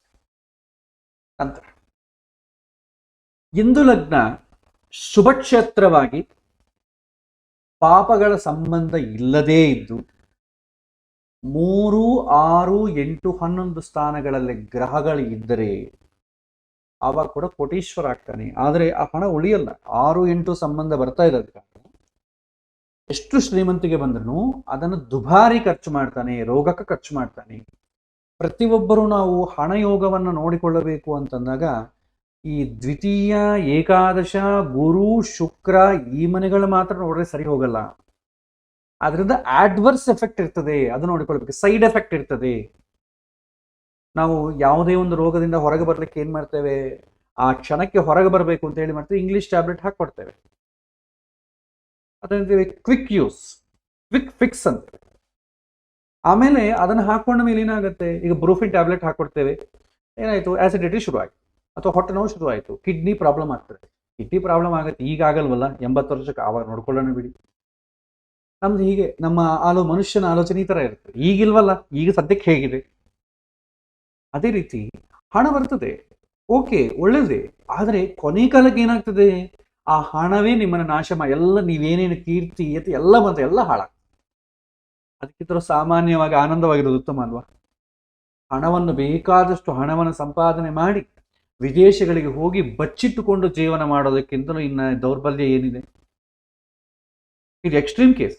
ಸೊ ಅದೇ ರೀತಿ 3, 6, 8, 11 ಸ್ಥಾನಗಳಲ್ಲಿ ಗ್ರಹಗಳು ಇರಬಾರ್ದು. ಆ ಸ್ಥಾನಗಳಲ್ಲಿ 3, 6, 8, 11 ಸ್ಥಾನಗಳಲ್ಲಿ ಗ್ರಹಗಳು ಇರಬಾರ್ದು. ಇಂದು ಲಗ್ನ ಶುಭ ಕ್ಷೇತ್ರ ಆಗಿರಬೇಕು. ಪಾಪ ಗ್ರಹಗಳ ಸಂಬಂಧ ಇರಬಾರ್ದು. ಅಂದ್ರೆ ನಾವು ಇದನ್ನ ಫಸ್ಟ್ ರೂಲಲ್ಲಿ ಏನ್ ಹೇಳಿದ್ವಿ, ಇಂದು ಲಗ್ನದಲ್ಲಿ ಶುಭ ಗ್ರಹಗಳಿರಬೇಕು, ಶುಭ ಗ್ರಹಗಳು ನೋಡಬೇಕು, ಪಾಪ ಸಂಬಂಧ ಬರಬಾರ್ದು, ಆವಾಗೇ ಕೋಟೇಶ್ವರ ಯೋಗ ಅಂದಿವಿ. ಈಗ ಸ್ವಲ್ಪ ಮಾಡಿಫೈ ಮಾಡಿ, ಇಂದು ಲಗ್ನದಲ್ಲಿ ಯಾರೂ ಇಲ್ಲ, ಅಟ್ಲೀಸ್ಟ್ ಶುಭ ಕ್ಷೇತ್ರ ಆಗಲಿ, ಶುಕ್ರನ ಮನೆ ಆಗಲಿ, ಬುಧನ ಮನೆ ಆಗಲಿ, ಗುರು ಮನೆ ಆಗಿರ್ಬೇಕು. ನೆಕ್ಸ್ಟ್, ಪಾಪ ಸಂಬಂಧ ಇರಬಾರ್ದು. ಶುಭ ಸಂಬಂಧ ಇರದೇ ಇದ್ರೂ ಪರವಾಗಿಲ್ಲ, ಪಾಪಗ್ರಹಗಳು ಅದರಲ್ಲಿ ಇರಬಾರ್ದು. ನೆಕ್ಸ್ಟ್ 3, 6, 8, 11 ಈ ಮನೆಗಳಲ್ಲಿ ಕೂಡ ಯಾವ ಗ್ರಹಗಳು ಇರಬಾರ್ದು. ಯಾಕಂದ್ರೆ ಅದಿದ್ರೆ ಏನಾಗುತ್ತೆ, ಖರ್ಚಾಗ್ಬಿಡ್ತದೆ. ದುಡ್ಡು ಇರೋದು ಅಂತಂಬೋದು, ಇನ್ಕಮ್ ಎಂಬುದು ಯಾವಾಗೂ ಕೂಡ income is directly proportional to income is inversely proportional to 3, 6, 8, 11 ಈ ಸ್ಥಾನಗಳ ಬಲವಾಗಿ ಗ್ರಹಗಳು ಜಾಸ್ತಿ ಇತ್ತು ಅನ್ಕೊಡಿ, ಇನ್ಕಮ್ ಇದ್ರೂ ಸರಿ ಹೋಗಲ್ಲ. ಇವಾಗ ನಿಮ್ಗೆ ತಿಂಗಳಿಗೆ 1.5 ಲಕ್ಷ ರೂಪಾಯಿ ಸಂಬಳ ಬರುತ್ತೆ, ಆದ್ರೆ EMI, ಮಕ್ಕಳ ಫೀಸ್ ಎಲ್ಲ ಕಮಿಟ್ ಆಗೋಯ್ತೀರಾ. ನಿಮಗೆ 1.5 ಲಕ್ಷ ಸಂಬಳ ಬರ್ತಾ ಇದ್ದು ಖುಷಿ ಇರುತ್ತಾ? ಇರುವುದಿಲ್ಲ. ಯಾಕೆಂದ್ರೆ ನಿಮಗೆ ಇನ್ಕಮಿಗನ ಖರ್ಚು ಜಾಸ್ತಿ ಇದೆ. ಅವಾಗ ಏನ್ ಮಾಡ್ತೀರಿ ನೀವು, ಜ್ಯೋತಿಷ್ಯನ ಹತ್ರ ಹೋಗ್ತೀವಿ, ಅಯ್ಯೋ ಉದ್ಯೋಗ ಸರಿ ಇಲ್ಲ, ಖರ್ಚುಗಳು ಜಾಸ್ತಿ ಆಗೋಗಿದೆ, ಫೈನಾನ್ಷಿಯಲ್ ಮ್ಯಾನೇಜ್ಮೆಂಟ್ ಮಾಡಕ್ ಬರ್ತಾ ಇಲ್ಲ ಅಂತ ಹೇಳಲ್ಲ, ಕಷ್ಟ ಆಗ್ತಾ ಇದೆ, ನನಗೆ ಒಳ್ಳೆ ಟೈಮ್ ಯಾವಾಗ ಬರುತ್ತೆ, ನಂಗೆ ಹಣ ಯೋಗ ಯಾವಾಗ ಬರುತ್ತೆ ಅಂತ ಕೇಳಿ ನಾವು ಮತ್ತೆ ನಮಗೆ ನಮ್ಮ ರೂಲ್ ಗೊತ್ತಿದಲ್ವಾ, ಇಂದು ಲಗ್ನದಿಂದ 2ನೇ ಮನೆ 11ನೇ ಮನೆ ನೋಡ್ಬಿಡ್ತೇವೆ, ಶುಭ ಗ್ರಹಗಳ ಸಂಬಂಧ ಬದೆ, ಏನು ಚಿಂತೆ ಮಾಡಬೇಡ. ಆ ಗ್ರಹಗಳ ಇಂದು ಲಗ್ನದಿಂದ 2ನೇ ಮನೆ 11ನೇ ಮನೆ ಅಥವಾ ಇಂದು ಲಗ್ನದಲ್ಲಿರೋ ಗ್ರಹಗಳ ದಶಾಕಾಲದಲ್ಲಿ ನಿಂಗೆ ಶ್ರೀಮಂತಿಗೆ ಜಾಸ್ತಿ ಬರುತ್ತೆ ಅಂತ ನೋಡಿ ಹೇಳ್ಬಿಡ್ತೇವೆ. ಆ ದಶಾಕಾಲದಲ್ಲಿ ಏನಾಯ್ತು, ಅವನಿಗೆ 1 ಲಕ್ಷ ಸಂಬಳ ಇರೋನು 5 ಲಕ್ಷ 10 ಲಕ್ಷ ಆಯ್ತು ಸಂಬಳ. ಆ 5 ಲಕ್ಷ 10 ಲಕ್ಷ ಅಂತ ಅಂಬೋದು ಪ್ರೆಸೆಂಟ್ ಕಮಿಟ್ಮೆಂಟ್ಗೆ ಓಕೆ. ಆದರೆ 3, 6, 8, 11 ಮನೆಗಳಲ್ಲಿ ಗ್ರಹಗಳಿದ್ದಾವಲ್ಲ, ಅವುಗಳ ದಶೆ ಬಂತು, ಏನಾಯ್ತು, ಕಮಿಟ್ಮೆಂಟ್ ಜಾಸ್ತಿ ಆಯ್ತು. ಅಂದ್ರೆ ಇನ್ಕಮ್ ಯಾವಾಗ ಜಾಸ್ತಿ ಆಗುತ್ತೋ, ಈ 3, 6, 8, 11, 12 ಈ ಮನೆಗಳಲ್ಲಿ ಏನಾದರೂ ಗ್ರಹಗಳಿದ್ದರೆ ಅವ್ರ ದಶಾಕಾಲದಲ್ಲಿ ಕಮಿಟ್ಮೆಂಟ್ ಜಾಸ್ತಿ ಆಗ್ತದೆ. ಸೊ ಹೇಗೂ ಇಷ್ಟು ದುಡ್ಡು ಬರ್ತಾ ಇದಲ್ವಾ, ತಿಂಗಳಿಗೆ 5 ಲಕ್ಷ ಬರ್ತಾ ಇದೆ, ಎಲ್ಲಿ ಇನ್ವೆಸ್ಟ್ ಮಾಡಬೇಕು, ಗೌರ್ಮೆಂಟ್ಗೆ ಟ್ಯಾಕ್ಸ್ ಕಟ್ಟಬೇಕು, ಇದು ಅದು ರಾಮಾಯಣ ಅಂತ ಏನ್ ಮಾಡ್ತಾನೆ, ಹಳ್ಳಿಯಲ್ಲಿ ಫಾರ್ಮ್ ಹೌಸು, ಮಕ್ಕಳ ಮನೆ, ಅವನ ಮಕ್ಕಳ ಹೆಸರಲ್ಲಿ, ತಂದೆ ಹೆಸರು, ಎಲ್ಲದರಲ್ಲಿ ಸ್ಥಿರಾಸ್ತಿ ಪರ್ಚೇಸ್ ಮಾಡಿ ಇಟ್ಬಿಡ್ತಾನೆ. ಅದಕ್ಕೆ EMI ಪೇ ಮಾಡ್ಕೊಳ್ತಾ ಇರ್ತಾನೆ. ಏನಾಯ್ತು, ಈ ಇನ್ಕಮ್ಮಿಗೆ ತಕ್ಕಂತ ಎಕ್ಸ್ಪೆಂಡಿಚರ್ ಅವನೇ ಮಾಡಿಕೊಡ್ತಾನೆ. ಅವನಿಗೆ ಸ್ವಲ್ಪ ಕಾಮನ್ ಸೆನ್ಸ್ ಇದ್ರೆ, because common sense is not common, ಸ್ವಲ್ಪ ಸೆನ್ಸ್ ಇದ್ರೆ ಅವನ ಇನ್ಕಮ್ ಎಷ್ಟು ಬರ್ತಾ ಇದೆ ಅದಕ್ಕೆ ಓನ್ಲಿ 75% ಮಾತ್ರ ಇಡ್ತಾನೆ. 25% ಅವನ ಮನೆ ನಡೆಸಲಿಕ್ಕೆ ಎಮರ್ಜೆನ್ಸಿಗೆ ಇಟ್ಕೊಳ್ಬೇಕು. ನಮ್ಮ ಎಮರ್ಜೆನ್ಸಿಗೆ ಇಟ್ಕೊಂಡು ಒಂದು ವರ್ಷಕ್ಕೆ ಬೇಕಾದ ಹಣವನ್ನು ಇಟ್ಟುಕೊಂಡು, ಎಮರ್ಜೆನ್ಸಿಗೆ ಬೇಕಲ್ವಾ, ಆಮೇಲೆ ಅದನ್ನು ಖರ್ಚು ಮಾಡ್ಕೊಳ್ಳಿ. That is a wise decision. ಆ ಥರ ಮಾಡಿದ್ರೆ ಯಾವ ಮನುಷ್ಯ ಜ್ಯೋತಿಷ್ಯನ ಹತ್ರ, ಗುಡಿಗೆ ಹೋಗಿ ಅರ್ಚಕರ ಹತ್ರ, ಪ್ರವಚನ ಹೇಳೋರ ಹತ್ರ ಕಷ್ಟ ಇದೆ ಅಂತ ಹೇಳ್ಕೊಳ್ಳೋ ಅವಶ್ಯಕತೆ ಬರಲ್ಲ. ಯಾರಾದರೂ ಜ್ಯೋತಿಷ್ಯರ ಹತ್ರ, ಅರ್ಚಕರ ಹತ್ರ, ಗುಡಿಗಳಿಗೆ ಹೋಗಿ ಶಾಂತಿ ಹೋಮಗಳು ಮಾಡಿಸಿ ಈ ಥರ ಮಾಡ್ತಾ ಇದ್ದಾರೆ ಅಂತಂದ್ರೆ ಫಿನಾನ್ಷಿಯಲ್ ಮ್ಯಾನೇಜ್ಮೆಂಟ್ ಬರ್ತಾ ಇಲ್ಲ ಅಷ್ಟೇ. ಇದು ಸಿಂಪಲ್. ಪ್ರತಿಯೊಬ್ಬ ಮನುಷ್ಯನಿಗೂ ಅವನ ಕಷ್ಟಕ್ಕೆ ತಕ್ಕಂತೆ ಹಣ ಕೊಟ್ಟೇ ಕೊಡ್ತಾನೆ ಭಗವಂತ. ಅವನು ಮಿಸ್ಮ್ಯಾನೇಜ್ಮೆಂಟ್ ಮಾಡಿದ ಅಂತಂದ್ರೆ ಎಷ್ಟು ಕೋಟೀಶ್ವರ ಇದ್ರೂ ಪ್ರಯೋಜನ ಇಲ್ಲ. 3, 6, 8, 11 ಮನೆಗಳಲ್ಲಿ ಗ್ರಹಗಳು ಯಾವುದಾದ್ರೂ ಇದ್ರೆ ಅವುಗಳ ದಶಾಕಾಲದಲ್ಲಿ ಎಷ್ಟು ಕೋಟೀಶ್ವರನಾದ್ರೂ ಖರ್ಚಾಗೋಗುತ್ತೆ, ಅವನ ರೇಂಜಲ್ಲಿ ಖರ್ಚಾಗ್ತದೆ. ಹಾಗಾಗಿ 3, 6, 8, 11 ಗ್ರಹಗಳಿಲ್ಲದೆ ಇಂದು ಲಗ್ನ ಶುಭ ಕ್ಷೇತ್ರ ಆಗಿ ಪಾಪ ಸಂಬಂಧ ಬಲ್ಲದೇ ಇದ್ರೆ ಅವನು ಕೋಟೀಶ್ವರನೇ. ಇವಾಗ ನಮಗೆ ತಿಂಗಳಿಗೆ ₹1,00,000 ಸಂಬಳ ಬರ್ತಾ ಇದೆ, ನನಗೇನು ಕಮಿಟ್ಮೆಂಟ್ ಇಲ್ಲ, ಮನೆ ನಡೆಸಲಿಕ್ಕೆ ನನಗೆ ತಿಂಗಳಿಗೆ ಒಂದು 10,000 20,000 30,000 ಸಾಕು. ತಿಂಗಳಿಗೆ 70,000 ಉಳಿಸ್ತಾ ಇದ್ದೇನೆ. ಆ 70,000 ಉಳಿಸ್ತಾ ಇದ್ರೆ ಏನೋ ಮಧ್ಯದಲ್ಲಿ ವರ್ಷದಲ್ಲಿ ಈ 3, 6, 8, 12 ಮನೆಯಲ್ಲಿ ಏನು ಗ್ರಹಗಳಿಲ್ಲದ ಕಾರಣ ಆ ದಶಾಕಾರದಲ್ಲಿ ನಂಗೇನು ಖರ್ಚಿಲ್ಲ. ಖರ್ಚಿಲ್ಲದೆ ಇದ್ರೆ ಒಂದು ವರ್ಷದಲ್ಲಿ ಏನಾಗ್ತಾನೆ, ಲಕ್ಷಾಧಿಕಾರ ಆಗ್ತಾನೆ. 5 ವರ್ಷದಲ್ಲಿ ಏನಾಗ್ತಾನೆ, ಕೋಟೀಶ್ವರ ಆಗ್ತಾನೆ. ಯಾಕಂದ್ರೆ ಖರ್ಚಿಲ್ವಲ್ಲ. ಸೇಮ್ ಮನುಷ್ಯನ ಲೌಕಿಕ ಜೀವನ ಹೇಗಿದೆಯೋ ಹಾಗೆಯೇ ಇದು ವರ್ಕ್ ಆಗುತ್ತೆ. ಇದು ನೆನಪಿಟ್ಟುಕೊಳ್ಳಿ. ಸುಮ್ಮನೆ ಓನ್ಲಿ ಇನ್ಕಮ್ ಬಗ್ಗೆ ಓನ್ಲಿ ನೋಡ್ತಾ ಹೋಗಬೇಡಿ. ಇನ್ಕಮ್ ಇರುತ್ತೆ, ಆದರೆ ಇನ್ಕಮ್ ಅವನಿಗೆ ಜೀವನ ಪರ್ಯಂತ ಇನ್ಕಮ್ಗೋಸ್ಕರ ಪರದಾಡ್ತಾ ಇರ್ತಾನೆ. ಅವನು ಅಂಬಾನಿ ರೇಂಜಿಗೆ ಹೋದ್ರು ಕೂಡ ಅವನ ಕಷ್ಟಗಳು, ಯಾಕಂದ್ರೆ 3, 6, 8, 12 ಮನೆಗಳ ಗ್ರಹಗಳಿದ್ರೆ ಅವನ ಅಂಬಾನಿ ಆದ್ರೂ ಕೂಡ ಅವನಿಗೆ ಆಶೆ ಈಡೇರುವುದಿಲ್ಲ. ಈ ತರ ಒಂದು ಎಕ್ಸಾಂಪಲ್ ನೋಡೋಣ. ಇಲ್ಲಿ ಈ ಜಾತಕದಲ್ಲಿ ಇಂದು ಲಗ್ನ, ನಮಗೆ ಲಗ್ನ ಬಂದು ಮಿಥುನ, ಇಂದು ಲಗ್ನ ಬಂದು ಕರ್ಕ. ನೀವು ಕ್ಯಾಲ್ಕುಲೇಷನ್ ಮಾತ್ರ ನಾನು ಹೇಳಿದ ಪ್ರಕಾರ ನೀವು ನೋಡ್ಬೋದು. ಈ ಜಾತಕದಲ್ಲಿ ನೋಡಿದ್ರೆ 9ನೇ ಮನೆ ಶುಕ್ರ ಇದ್ದಾನೆ. ಸೊ ಇಂದು ಲಗ್ನದಿಂದ ದ್ವಿತೀಯಾಧಿಪತಿಯಾದಂಥ ಸೂರ್ಯ ಉಚ್ಚಗ್ರಹ ಆದಂಥ ಶುಕ್ರನ ಜೊತೆಗಿದ್ದಾನೆ. ಅದೇ ರೀತಿ ಇಂದು ಲಗ್ನದಿಂದ ಏಕಾದಶಾಧಿಪತಿ, ಇಂದು ಲಗ್ನ ಅಥವಾ ಶ್ರೀಲಗ್ನ, ಏಕಾದಶಾಧಿಪತಿ ಯಾರು? ಶುಕ್ರ. ಅವನು ಉಚ್ಚ ಸ್ಥಾನದಲ್ಲಿದ್ದಾನೆ. ಅದು 9ನೇ ಮನೆ ಬೇರೆ ಆಗಿದೆ. ಸೊ ಬೇಕಾದಷ್ಟು ಹಣ ಉಳ್ಳವನಾಗಿದ್ದಾನೆ. ಆದರೆ ಶನಿ, ಪಾಪಗ್ರಹ ಆದಂಥ ಶನಿ ವಕ್ರ ದೃಷ್ಟಿಯಿಂದ ಇಂದು ಲಗ್ನವನ್ನು ನೋಡ್ತಾ ಇದೆ. ಯಾವಾಗ ಇಂದು ಲಗ್ನವನ್ನು ನೋಡ್ತಾ ಇದೆ, ಈ ಶನಿ ದಶೆ ಯಾವಾಗ ಶುರು ಆಗುತ್ತೋ ಆವಾಗ ಏನಾಗುತ್ತೆ, ಈ ಮನುಷ್ಯ ದೊಡ್ಡ ಶ್ರೀಮಂತ. ಈ ಶನಿಗೆ ಸಂಬಂಧಪಟ್ಟ ದಶೆ ಆಪರೇಟ್ ಆಗೋ ಕಾಲಕ್ಕೆ ಬಿಸ್ನೆಸ್ ಪೂರ್ತಿ ಡೌನ್ ಆಗುತ್ತೆ, ಎಲ್ಲವನ್ನು ಕಳ್ಕೊತಾರೆ. ಒಳ್ಳೆ ಮನುಷ್ಯ. ಆ ವ್ಯಕ್ತಿ ಒಬ್ಬ ಧಾರ್ಮಿಕ ಕ್ಷೇತ್ರಕ್ಕೆ ಒಂದು ಪುಸ್ತಕ ಯಾವುದೋ ಬರಿಬೇಕಂದ್ರೆ ಕಂಪ್ಲೀಟ್ ಹಣವನ್ನು ನಾವೇ ತಗೊಡ್ತೇನೆ, ಎಲ್ಲರಿಗೂ ಫ್ರೀಯಾಗಿ ಬಿಡುಗಡೆ ಮಾಡಿ, ಫ್ರೀಯಾಗಿ ಕೊಡಿ, ಯಾರ ಹತ್ರ ಡೊನೇಷನ್ ತಗೋಬೇಡಿ, ಕಂಪ್ಲೀಟ್ ಖರ್ಚು ನಂದೇ ಅಂತ ಹೇಳಿದೆ. ಸ್ವಲ್ಪ ದಿನ ನಂತರ ಅವನ ಪ್ರಾಪರ್ಟಿ, ಅವನ ಪಾಪ ಒಂದು ಹೋಟೆಲ್ ಬಿಸ್ನೆಸ್ ಎಲ್ಲ ಲಾಸ್ ಆಯ್ತು. ಆವಾಗ ಪಾಪ ಏನು ಮಾಡ್ಲಿಕ್ಕಾಗಿಲ್ಲ, ಸುಮ್ಮನೆ ಇದ್ಬಿಟ್ಟ. ಕಮಿಟ್ಮೆಂಟ್ ಹಾಗೆ ಉಳಿದೋಯ್ತು. ಮತ್ತೆ ಶನಿ ದಶೆಗೆ ಶನಿ ಅಂತರ್ದಶೆಗೆ ಸಂಬಂಧಪಟ್ಟದ್ದು ಹೋಗಿ ಮತ್ತೆ ಶುಕ್ರ ದಶೆಯೋ, ಸೂರ್ಯ ದಶೆಯೋ, ಬುಧ ದಶೆಯೋ ಬಂದಾಗ ಮತ್ತೆ ಶ್ರೀಮಂತಿಗೆ ಏರಿತು. ಮತ್ತೆ ಯಥಾ ರೀತಿ ಅವನೆಲ್ಲ ಧಾರ್ಮಿಕ ಕಾರ್ಯಕ್ರಮಗಳು ಮಾಡಿ. ಸೊ ಇದು ನೆನಪಿಟ್ಟುಕೊಳ್ಳಿ, ಲಗ್ನದಿಂದ ದ್ವಿತೀಯ ಏಕಾದಶ ಸ್ಥಾನಾಧಿಪತಿಗಳ ದಶೆ ಬಂದರೆ ಇಂದು ಲಗ್ನದಿಂದ ಶ್ರೀಮಂತಿಗೆ ಜಾಸ್ತಿ ಆಗ್ತದೆ. ಅದೇ ಈ ನೋಡಿ, ಇಂದು ಲಗ್ನವನ್ನು ನೋಡ್ತಾ ಇದ್ದಾರೆ, ಇಲ್ಲಿ ಶನಿ ನೋಡ್ತಾ ಇದ್ದಾನೆ. ಆ ಶನಿ ನೋಡಿದ್ರು ಕೂಡ ಯಾವಾಗ ಫಲ ಸಿಗತ್ತೆ, ಆ ಶನಿ ದಶೆ ಬಂದಾಗ, ಟರ್ನ್ ಬಂದಾಗ ಅಷ್ಟರಿಗೂ ಇನ್ಕಮ್ ಬರುತ್ತೆ. ಈ ಶನಿ ದಶೆ ಯಾವಾಗ ಶುರು ಆಗುತ್ತೋ, ಅಂತರ್ದಶೆಯಲ್ಲಾಗ್ಲಿ ದಶೆಯಲ್ಲಾಗಲಿ ಪ್ರತ್ಯಂತರ ದಶೆ ಆಗಲಿ, ಪ್ರತ್ಯಂತರ ದಶೆ ಅಂತಂದ್ರೆ ಒಂದು ವರ್ಷ ಇರುತ್ತೆ, ಅಂತರ್ದಶೆ ಅಂತಂದ್ರೆ 2-3 ವರ್ಷ ಇರ್ತದೆ, ಮಹಾದಶೆ ಅಂತಂದ್ರೆ 19 ವರ್ಷ ಇರುತ್ತೆ. ಅದರ ಪ್ರಕಾರ ಅವನಿಗೆ ಈ ಲಾಸ್ ಎಂಬುದು 1 ವರ್ಷವೋ ಈ 3 ವರ್ಷವೋ 19 ವರ್ಷವೋ ಅಂತಂಬುದು ನೀವು ದಶಾವನ್ನು ನೋಡಿ ಹೇಳಬೇಕು. ಏನೋ ಹಣದ ಸಮಸ್ಯೆ ಇದೆ, ಏನೋ 1 ವರ್ಷ, ಇನ್ನ ಸೂಕ್ಷ್ಮ ದಶಾ ಪ್ರಾಣದಶೆಯಲ್ಲಿ ಬಂದ್ರೆ ಏನೋ 2-3 ತಿಂಗಳು ಹಣಕ್ಕೆ ಪರದಾಟ, ಮತ್ತೆ ಸರಿಯಾಗಿ ಹೋಗುತ್ತೆ. 19 ವರ್ಷ ನಿಮಗೆ ಹಣದ ಪರದಾಟ ಇದೆ ಅಂತಂದ್ರೆ ದೊಡ್ಡ ಲಾಸ್ ಆಗಿರುತ್ತೆ. ಅಂದ್ರೆ ಶನಿ ಮಹಾದಶೆಯಲ್ಲಿ ಬಂದಾಗ ದೊಡ್ಡ ಲಾಸ್ ಆಗ್ತದೆ, ಅಂತರ್ದಶೆಯಲ್ಲಿ ಬಂದಾಗ ಸಾಮಾನ್ಯ ಒಂದು 2-3 ವರ್ಷ ಪರದಾಟ ಆದ ಕಾರಣ ಸ್ವಲ್ಪ ಕಡಿಮೆ ಲಾಸು. ಪ್ರತ್ಯಂತರ ದಶೆ ಬಂತಂದ್ರೆ ತುಂಬಾ ಕಡಿಮೆ. ಇನ್ನು ಪ್ರಾಣದಶ ಸೂಕ್ಷ್ಮ ದಶ 1 ತಿಂಗಳು ಪ್ರಾಬ್ಲಮ್ ಆಗುತ್ತೆ, 2 ತಿಂಗಳು ಪ್ರಾಬ್ಲಮ್ ಆಗುತ್ತೆ, ಒಂದು 10 ದಿನ ಪ್ರಾಬ್ಲಮ್ ಆಗುತ್ತೆ. ಈ ರೀತಿ ನಾವು ಮಹಾದಶೆ ಅಂತರ್ದಶೆ ನೋಡಿದ್ರೆ ಸಾಕು, that is A fuse loss. ಅದರ ಶನಿಗೆ ಸಂಬಂಧಪಟ್ಟ ದಶೆಯೇ ಬರಲಿಲ್ಲ ಅಂದ್ರೆ ಇವನಿಗೆ ಇನ್ಕಮ್ ಮಾತ್ರ ಬರ್ತಾ ಇದೆ. ಈ ಗ್ರಹ ನೋಡಿದ್ರೂ ಕೂಡ ಏನು ತೊಂದರೆ ಇಲ್ಲ, ಅವನಿಗೆ ಬರೋ ಇನ್ಕಮ್ ಬರುತ್ತೆ. ಇಲ್ಲಿ ಶನಿ ನೋಡ್ತಾ ಇರೋದು ಬಿಟ್ರೆ ಬೇರೆ ಯಾವ ಗ್ರಹವನ್ನು ನೋಡ್ತಾ ಇಲ್ಲ ಇಂದು ಲಗ್ನವನ್ನು. ಸೊ ಶನಿ ನೋಡ್ತಾ ಇದ್ದಾನ ಕಾರಣ, ಅಥವಾ ಶನಿ ಅದರಲ್ಲಿ ಇದ್ರೆ ಅಥವಾ ಪಾಪಗ್ರಹಗಳು ಯಾವುದನ್ನ ಇದ್ರೆ ಆ ದಶಾ ಕಾಲದಲ್ಲಿ ಮಾತ್ರ ಅವನಿಗೆ ಲಾಸ್ ಆಗ್ತದೆ ಅಥವಾ ಶ್ರೀಮಂತಿಗೆ ಕಡಿಮೆ ಆಗ್ತದೆ. ನಾವು ರೂಲಲ್ಲಿ ಏನ್ ನೋಡಿದ್ವಿ, ಪಾಪಗ್ರಹಗಳು ಹಿಂದೂ ಲಗ್ನದಲ್ಲಿದ್ರೆ ಅಥವಾ ಪಾಪಗ್ರಹಗಳು ಹಿಂದೂ ಲಗ್ನವನ್ನು ನೋಡಿದ್ರೆ ಸಾಮಾನ್ಯ ಹಣವುಳ್ಳವನಾಗ್ತಾನೆ, ಅಂದ್ರೆ ಮಾಮೂಲು ಶ್ರೀಮಂತ ಅಷ್ಟೆ. ಈ ಶನಿ ಯಾವಾಗ ನೋಡೋದಿಲ್ಲವೋ, ಈ ಹಿಂದೂ ಲಗ್ನದಿಂದ ಏಕಾದಶಾಧಿಪತಿ ಉಚ್ಚ ಸ್ಥಾನದಲ್ಲಿದ್ದಾನೆ, ದ್ವಿತೀಯಾಧಿಪತಿ ಮತ್ತೆ ನವಮ ಸ್ಥಾನದಲ್ಲಿ ಭಾಗ್ಯಸ್ಥಾನದಲ್ಲಿದ್ದಾನೆ.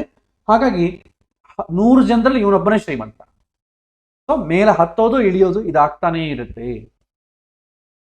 ಹೀಗೆ ನೋಡಬೇಕು. ಬುಧನ ಜೊತೆ ಶುಕ್ರ, ಬುಧ ನೀಚ ಆದ್ರೂ ಕೂಡ ಶುಕ್ರನ ಜೊತೆ ಉಚ್ಚ ಸ್ಥಾನದಲ್ಲಿರೋ ಗ್ರಹ ಜೊತೆ ಇರೋದ್ರಿಂದ ನೀಚ ಭಂಗ ರಾಜಯೋಗ.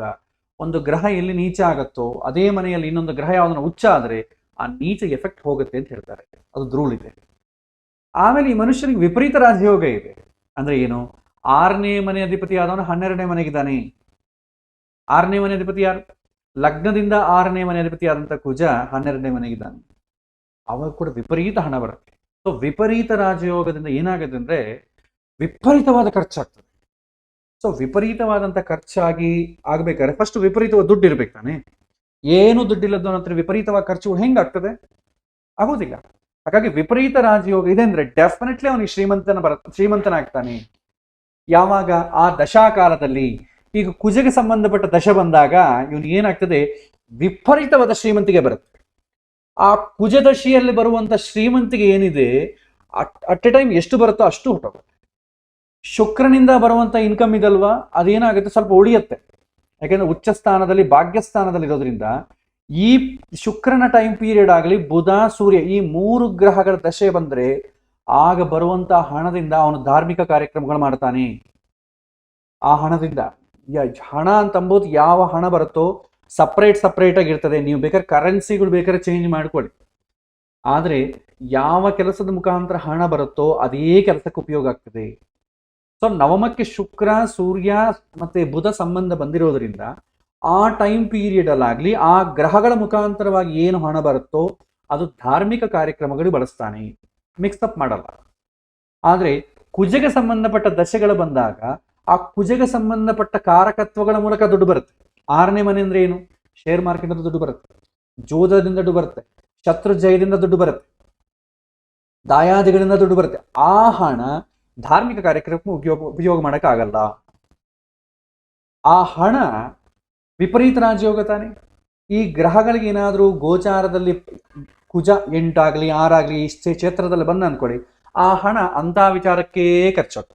ಶೇರ್ ಮಾರ್ಕೆಟ್ಲಿ ಬಂತು, ಮತ್ತೆ ಏನ್ ಮಾಡಿದ, ಇನ್ನು ಸ್ವಲ್ಪ ಶೇರ್ ಅನ್ನು ಕೊಂಡುಕೊಂಡ, ಫಸ್ಟ್ ಟೈಮ್ ಬಂತು, ಸೆಕೆಂಡ್ ಟೈಮ್ ಹೋಯ್ತು.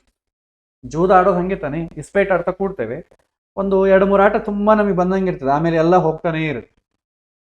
6ನೇ ಮನೆ 12ನೇ ಮನೆ ಸಂಬಂಧ ಬಂದಿರೋದ್ರಿಂದ ಬರೀ ಕೋರ್ಟ್ ಖರ್ಚುಗಳು ಅಥವಾ ರೋಗಗಳು ಅಥವಾ ವೇಸ್ಟ್ ಎಕ್ಸ್ಪೆಂಡಿಚರು, ವ್ಯಸನಗಳು ಇದಕ್ಕೆ ಖರ್ಚು ಮಾಡ್ತಾರೆ. ಸೊ ಒಳ್ಳೆ ಶ್ರೀಮಂತನೇ, ಫ್ರೆಂಡ್ಸ್ ಕೂಡ ಕುಡಿತಾನೆ, ದೊಡ್ಡ ದೊಡ್ಡ ಮಠಗಳಿಗೆ ದೇವಸ್ಥಾನಕ್ಕೆ ಡೊನೇಷನ್ಸು ಕೊಡ್ತಾನೆ. ಈ ಹಣ ಅದಕ್ಕೆ ಉಪಯೋಗ ಆಗಿಲ್ಲ, ಆ ಹಣ ಇದಕ್ಕೆ ಉಪಯೋಗ ಆಗುತ್ತೆ. ಇದು ತುಂಬಾ ಚೆನ್ನಾಗಿ ಅಬ್ಸರ್ವ್ ಮಾಡಿ. ಇದು ವಿಪರೀತ ರಾಜಯೋಗದಿಂದ ಆಗುವಂತದ್ದು. ಇದು ಕೂಡ ಹಣ ಬರುತ್ತೆ, ಆದ್ರೆ ಸಪರೇಟ್, ಆ ವೇ ಬೇರೆ ಈ ವೇ ಬೇರೆ. ಇನ್ನೊಂದು ಎಕ್ಸಾಂಪಲ್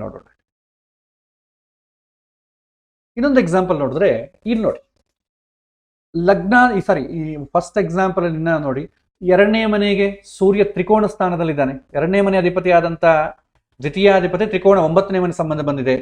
11ನೇ ಮನೆ ಅಧಿಪತಿ ಉಚ್ಚ ಸ್ಥಾನದಲ್ಲಿದ್ದಾನೆ. 6ನೇ ಮನೆ ಅಧಿಪತಿ ಆದಂತ ಕುಜ ಇಂದು ಲಗ್ನದಿಂದ 11ನೇ ಮನೆಗಿದ್ದಾನೆ. ಸೊ ಕುಜ ಏನಾಗ್ತದೆ, ಪಂಚಮಾಧಿಪತಿ ಆಗ್ತಾನೆ ಇಂದು ಲಗ್ನದಿಂದ, ಅವನು 11ನೇ ಮನೆಗಿದ್ದಾನೆ. ಹಾಗಾಗಿ ಜನ್ಮ ಲಗ್ನದಿಂದ 6ನೇ ಮನೆ ಆಗಿದೆ. ಆದ ಕಾರಣ ಇಂದು ಲಗ್ನದಿಂದ 5ನೇ ಮನೆ ಆಗಿದೆ. ಜನ್ಮ ಲಗ್ನದಿಂದ 6ನೇ ಮನೆ ಅಧಿಪತಿ ಆದಂತಹ ಕುಜ ಇಂದು ಲಗ್ನಕ್ಕೆ 11ನೇ ಮನೆ ಆಗಿರೋದ್ರಿಂದ ಇವನಿಗೆ ಹೆಚ್ಚಿನ ಹಣ ಎಲ್ಲಿಂದ ಬರುತ್ತೆ ಅಂದ್ರೆ ಶೇರ್ ಮಾರ್ಕೆಟ್ ಇಂದ, ಜೂದದಿಂದ ಬರುತ್ತೆ. ಅಥವಾ ಒಂದು ದಲಾರಿ ಕೆಲಸ ಮಾಡ್ತಾರೆ ನೋಡಿ ಮಾರ್ಕೆಟಲ್ಲಿ. ಸೊ ರೈತರಿಂದ ಕಡಿಮೆ ಹಣಕ್ಕೆ ಕೊಂಡುಕೊಂಡು ಮಾರ್ಕೆಟ್ ನಮ್ಮ ಜನರಿಗೆ ಏನ್ ಮಾಡ್ತಾರೆ, ಕನ್ಸ್ಯೂಮರ್ಗೆ ಜಾಸ್ತಿ ಹಣಕ್ಕೆ ಮಾಡ್ತಾನೆ, ಉಳಿದಲ್ಲ ಲಾಭ. ಈ ತರ ಇನ್ಕಮ್ ಬರುತ್ತೆ. ಬಟ್ ಆ ಇನ್ಕಮ್ ಅದೇ ತರ ಹೊಟ್ಟೋಗುತ್ತೆ ಆ ಕುಜಿಗೆ ಸಂಬಂಧಪಟ್ಟ ದಶೆ ಬಂದಾಗ. 12ನೇ ಮನೆ ಅಧಿಪತಿ ಕೂಡ 9ನೇ ಮನೆಗಿದ್ದಾನೆ. ಇದೆಲ್ಲ ಏನಾಗುತ್ತೆ, ಹಣ ಉಂಟು ಮಾಡಲಿಕ್ಕೆ ಅವಕಾಶಗಳು, ಯಾವ ರೂಪದಿಂದ ಹಣ ಬರ್ತಾ ಇದೆ ಅಂತ ಅಂಬೋದು ಕೂಡ ನಾವು ಈ ರೀತಿ ಅನಲೈಸ್ ಮಾಡ್ಬೋದು. ನೆಕ್ಸ್ಟ್ ಇನ್ನೊಂದು ಎಕ್ಸಾಂಪಲ್ ನೋಡಿ. ಇಲ್ಲೇನಾಗಿದೆ, ಇಂದು ಲಗ್ನ ಮಿಥುನ ಆಗಿದೆ, ಜನ್ಮ ಲಗ್ನ ಬಂದು ನಿಮಗೆ ತುಲಾ ಆಗಿದೆ. ಸೊ ಇಂದು ಲಗ್ನಾಧಿಪತಿ ಯಾರಾಗ್ತಾರೆ, ಬುಧ. ಸೊ ಅವನು ಸ್ವಕ್ಷೇತ್ರದಲ್ಲಿದ್ದಾನೆ, ಉಚ್ಚ ಸ್ಥಾನದಲ್ಲಿದ್ದಾನೆ. ಇಂದು ಲಗ್ನಾಧಿಪತಿ ಯಾವಾಗಾದ್ರೂ ಉಚ್ಚ ಸ್ಥಾನದಲ್ಲೋ ಶುಭ ಸ್ಥಾನದಲ್ಲೋ ಇದ್ರೆ ಆವಾಗ ಕೂಡ ಶ್ರೀಮಂತಿಗೆ ಬರುತ್ತೆ. ಅತಿಯಾದ ಶ್ರೀಮಂತಿಗೆ, ಮಾಮೂಲು ಶ್ರೀಮಂತಿಗೆ ಅಲ್ಲ. ಮತ್ತೆ ಪಾಪಗ್ರಹಗಳ ಸಂಬಂಧ ಬರಬಾರ್ದು. ಪಾಪಗ್ರಹಗಳ ಸಂಬಂಧ ಬಂತ ಅಂದ್ಕೊಳ್ಳಿ, ಸಾಮಾನ್ಯ ಶ್ರೀಮಂತ ಆಗ್ತಾನೆ. ಇದು ಸಪೋಸ್ ಈಗ ನೋಡಿ, ಈ ಶನಿ ಬಂದು ನಿಮಗೆ ಇಂದು ಲಗ್ನವನ್ನು ನೋಡ್ತಾ ಇದ್ದಾರೆ ಅಲ್ವಾ. ಈಗ ಸಾಮಾನ್ಯ ಶ್ರೀಮಂತ ಅಂತ ಹೇಳಬೇಕು, ಈ ಇಂದು ಲಗ್ನಾಧಿಪತಿಯಾದ ಉಚ್ಚ ಕಾರಣ ವಿಪರೀತವಾದ ಶ್ರೀಮಂತಿಗೆ ಅಂತ ಹೇಳ್ಬೇಕು.